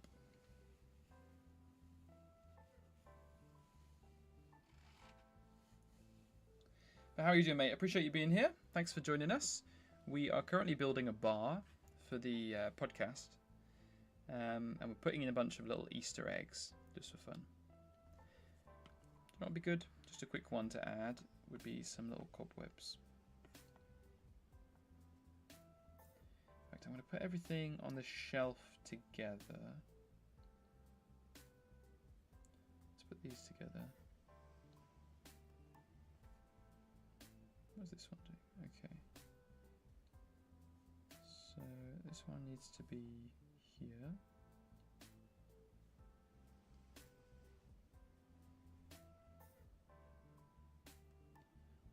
We're going to get a bit more organized.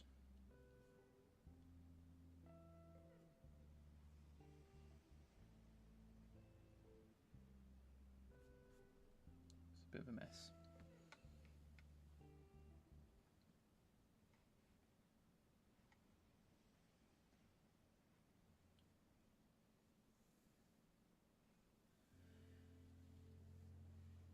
Daniel's my real name, but Discord I go by Fallen. Ah, we'll call you Fallen then.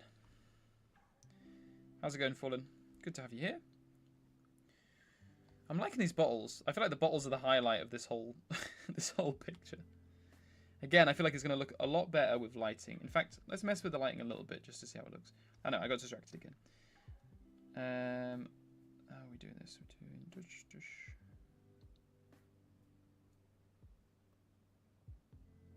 What's this? That's the bar top. So that needs to be ahead of that. This one needs to be behind. Get rid of that.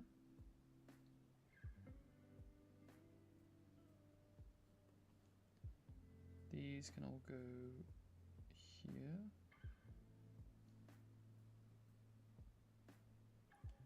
And then they shelf. Whoosh. There you go, much more organized. What's that, a tabletop?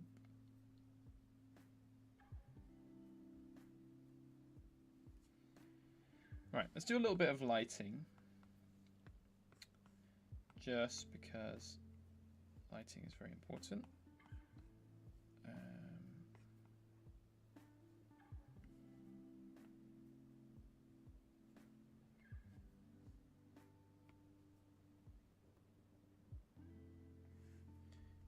We just need to do it behind.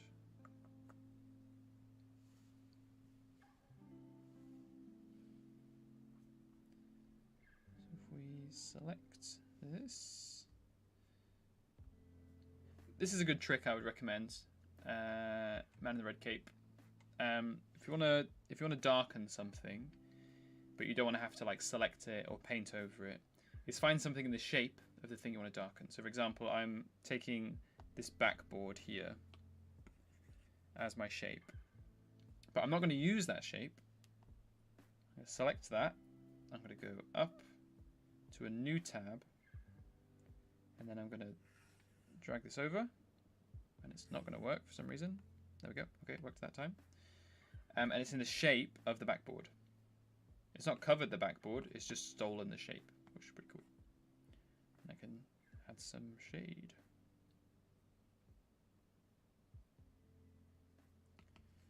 And then we'll start to see how this comes out with a little bit of lighting.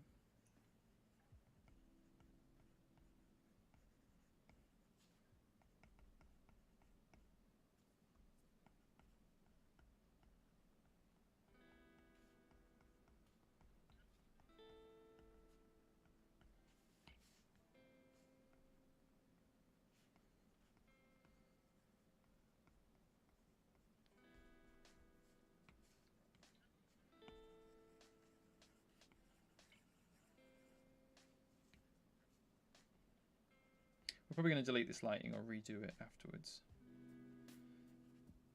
But for now,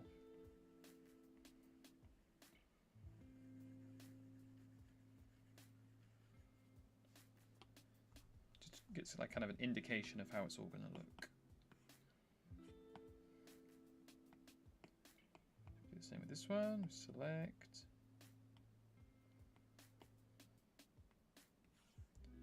Blacken.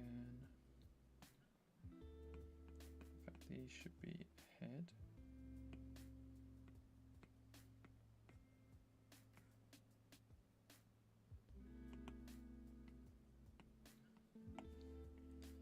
Again, this kind of should make it look a little bit more 3D.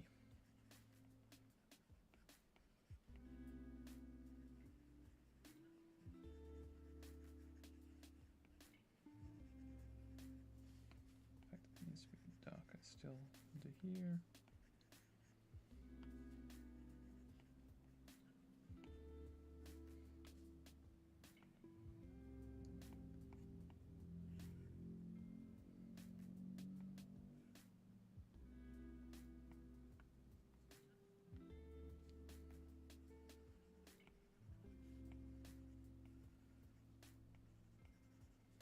Again, very rough lighting, but just so we can figure out how the scene's going to look. Do a bit of texturing on here as well, just for fun.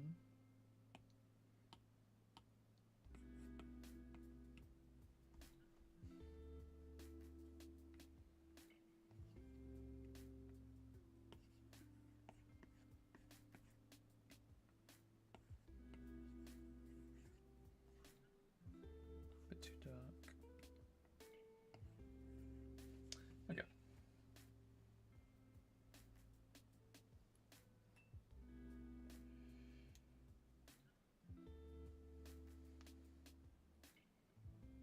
Yeah, call me Fallen, it's going to be easier. Okay, cool. The bar must have charcuterie. I will die on that hill. Daniel, oh, Fallen, sorry. I got used to that. You are absolutely right. And it's going to be in front of my guest, because the guest is going to be sitting on the right side. So I can have some charcuterie. That's a fantastic idea. Give him a little chopping board. Get some little bits of sausage. Piece of cheese. Maybe some grapes.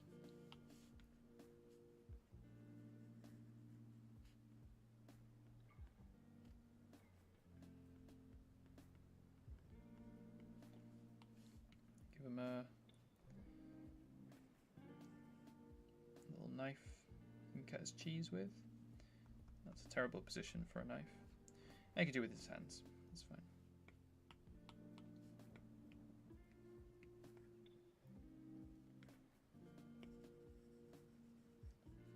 Maybe the ants can be like stealing some of this meat, or like cheese or something.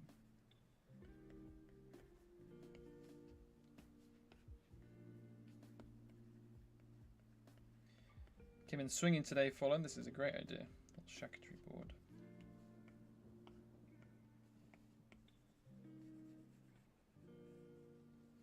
There you go. Good little addition there. I think what we'll do as well is we'll have like the background is obviously going to be a little bit darker, but like a really little bit, like maybe 10% darker or something, just to separate the foreground from the background. Maybe even a little bit more than that.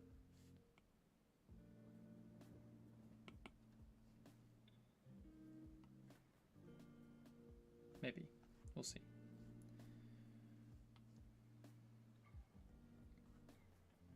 We'll put like maybe with our charcuterie board, we'll have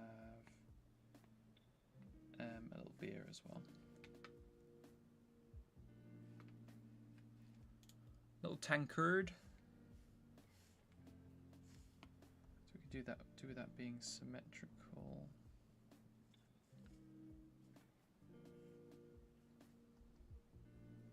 Doesn't need to be black though.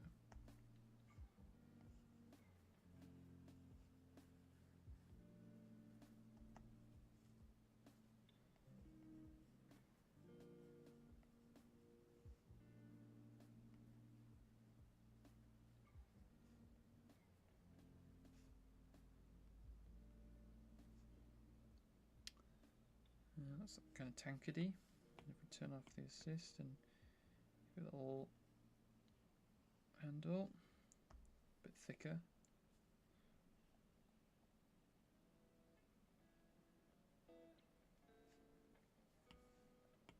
We're going to colour it. Maybe a silver or like a steel tankard.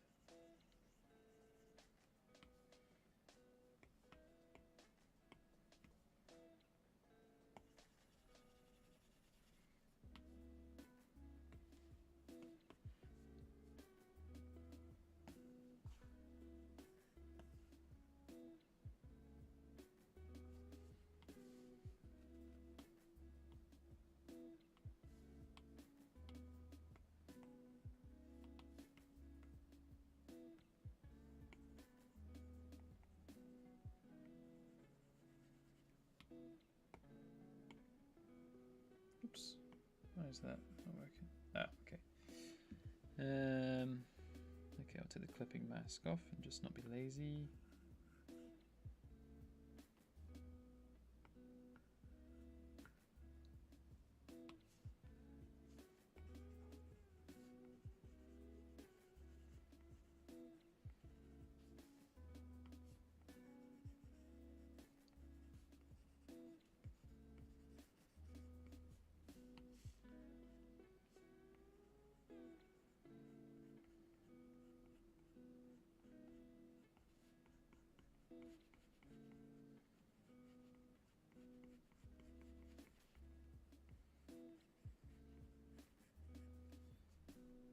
Oh god, that's terrible lighting.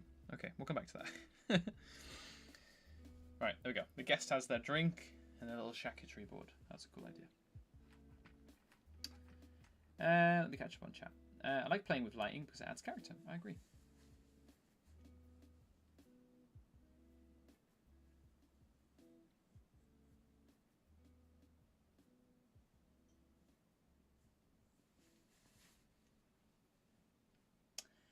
Yeah, Simon, let's avoid telling people's full name. I know it's his username, but still, we should avoid shouting people's names out as much as we can. I think it's always a good idea.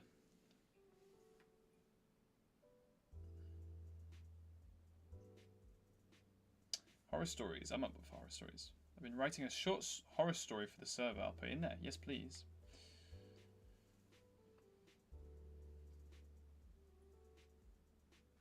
The Bard's latest video has 6.7k views. Is it up to that already? Nice. I can't believe how well it's done. I think it's just the using the word dragon in like in a video seems to work very well. To be honest, I'm sure that's the logic behind it.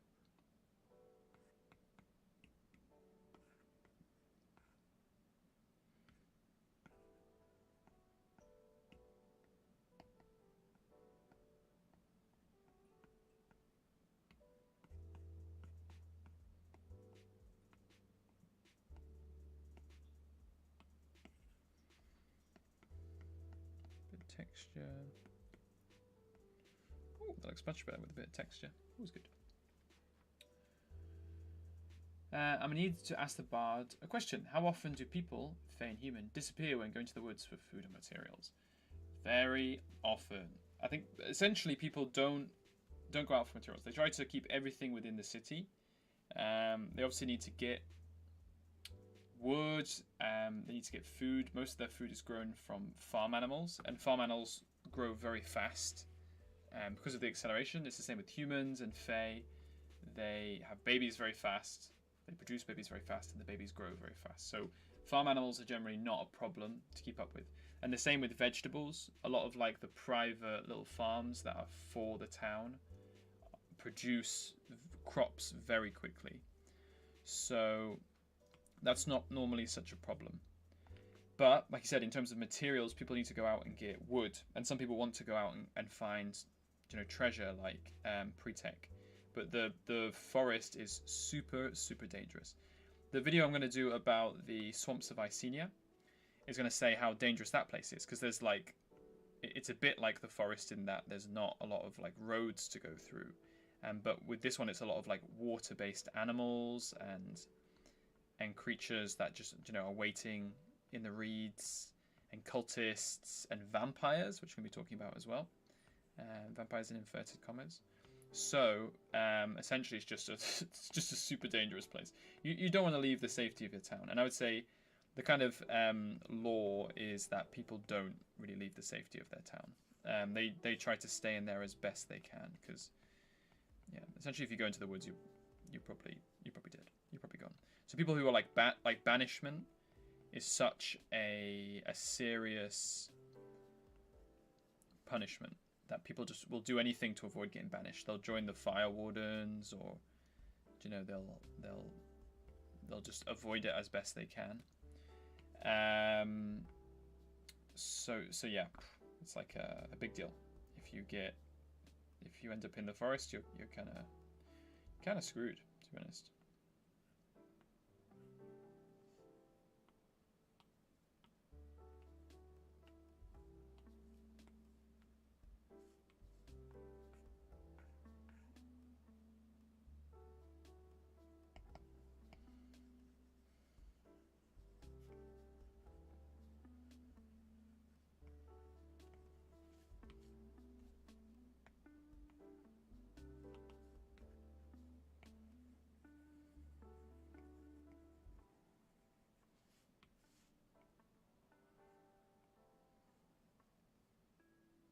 There you go. That looks better. This is coming together. This is looking quite cool. There definitely needs to be something in the middle. I need to deal with these barrels. Oh gosh, it's past already. I'm going to quickly try and deal with these barrels. And then I think I might finish up for today.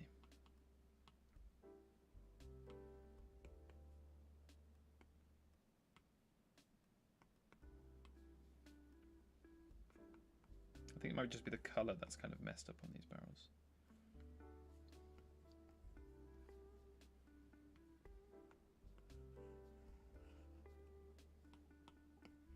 There you go, it's more of a stained color. That looks kind of cool.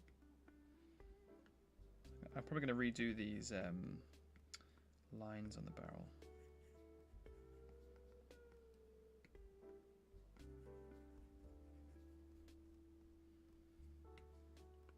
In fact, that's exactly what I'm going to do.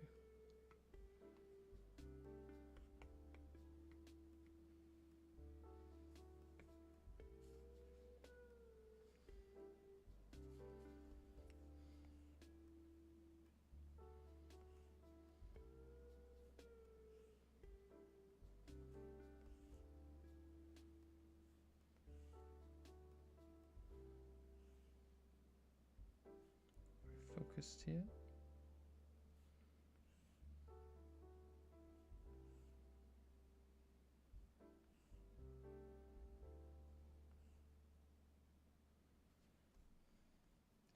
That's looking pretty cool. Right.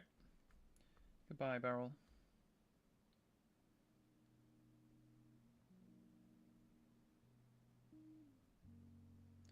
Just going to duplicate this guy. Rotate him.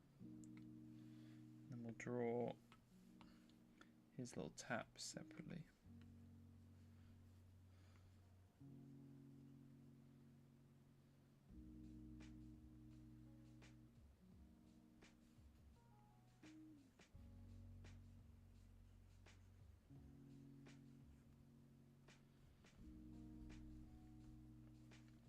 Not look too bad. Looks a bit more like a barrel, right? I can move them a bit closer together.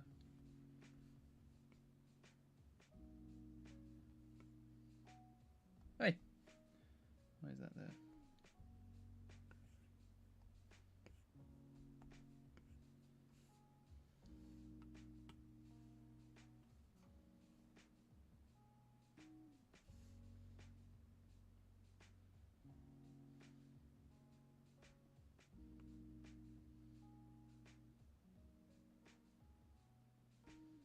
Touching. Okay, that's looking pretty cool. I think we made a lot of progress there. Right, let me catch up on stream, and then we'll think about disappearing, I think. Woods of Passing Ghosts. Misty Spectres going boo. Very spooky.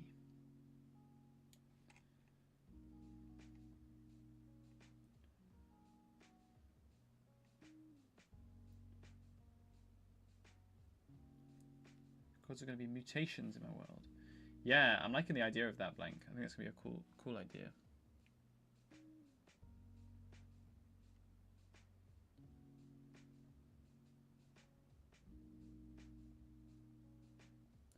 Would you say vampires are a curse or a plague in your world? So vampires, I took some pictures actually. I'll show you guys. I'll do a quick preview. So vampires in my world are mosquitoes. So essentially, mosquitoes. They're going to be mosquitoes. They're going to be. Let's have a look. Leeches is another one. I'll just add a bunch of these in.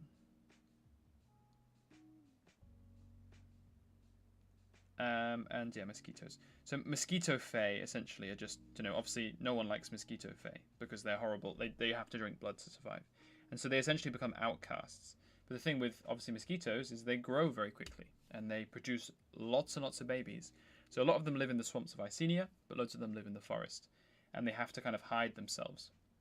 Because if anyone sees them, they just kill them on sight. They just attack them immediately. And they're very fragile. But the thing is, if a vampire manages to get you and it stabs you with its mouth, and then it obviously injects you with its, the thing that mosquitoes have to make your blood thin so that it continues to run. If a giant mosquito injects you with that, I mean, you die. So to have a mosquito drink from you is just certain death. So people hate them. So essentially, I'm going to treat them like vampires in my world. There's also going to be other things that are considered like vampire beasts, which would be leeches, because leeches are obviously going to be huge, and ticks as well. And I haven't done much on ticks yet, because I think ticks are going to be attached to like trolls, maybe dragons.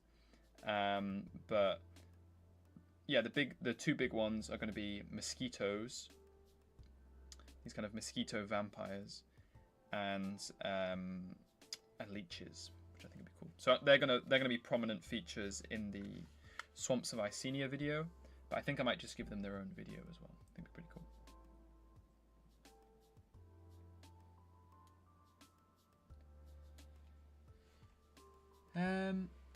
Okay, so people disappearing when going in to the outside is quite regular. Do people usually realize when someone disappears, or does it kind of go unnoticed for a while, specifically in small settlements? I think there would be such a strong education that essentially people know not to go outside. If they leave the settlement, they're sure to die. So their parents really teach them about not leaving their settlement, and that's super important.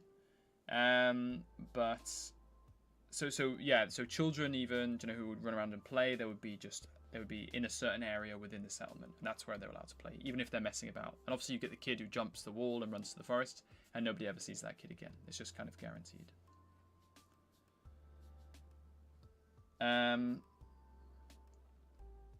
So yeah, pretty cool.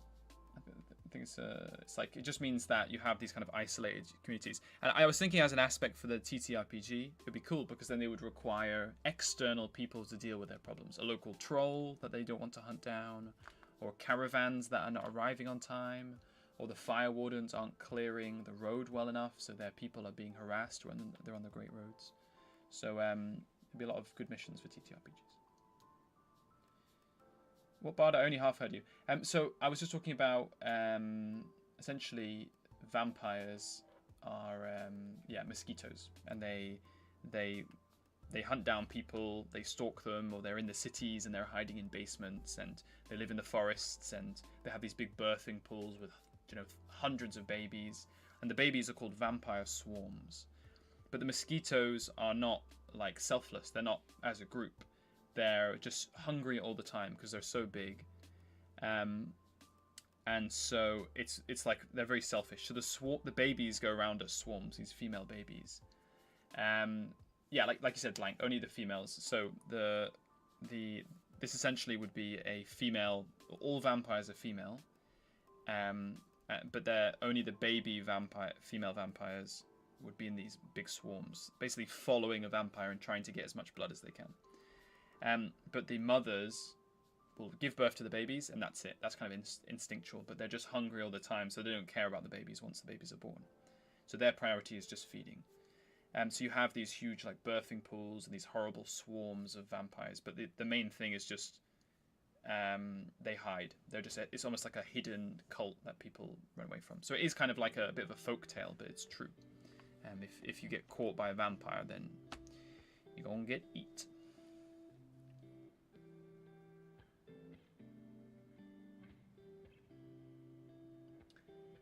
What about Dragonfly Fae that eat mosquitoes? I think it will come back to Dragonfly Fae. I'm going to talk more about insects and stuff in the Swamps of Icenia video with the flora and fauna, but I'll come back to a lot of that, I think. You should make the Dragon of Muddy have cults of vampires, and that's why she kills people to feed her cultists. I was thinking of doing like some kind of like swamp dragon. Like a frog or like a dragonfly or something, but I haven't thought of much yet. We'll see.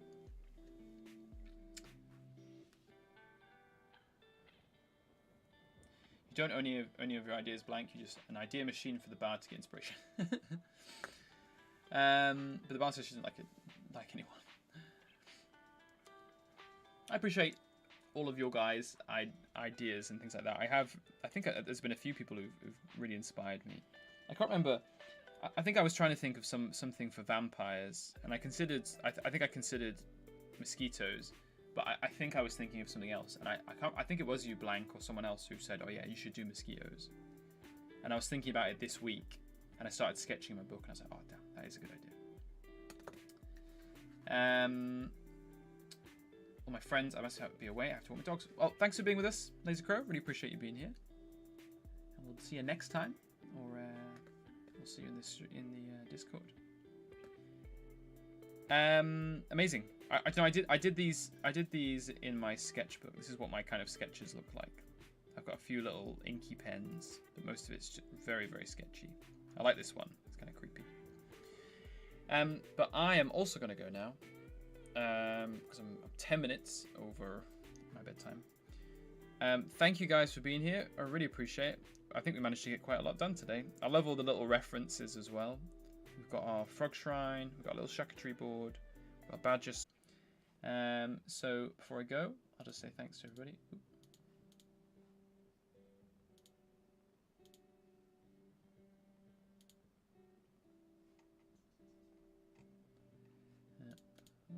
Probably got any top chat on. Okay.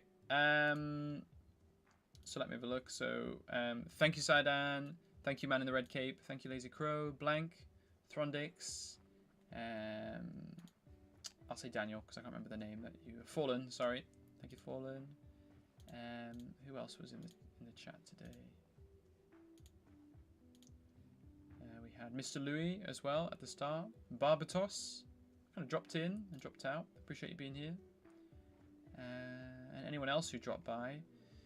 You know, really good to have you guys here. And I think this is going to be a cool little backdrop for the podcast. I think should be an interesting one. Like I said, with some little animations in the back. I think it should be kind of fun. But have a good week, everybody. Have a good night. Have a good day. Have a good morning. Have a good evening. And I will see you in the Discord, or I will see you next Wednesday. Right. Cheers, guys. Have a good one. See you later.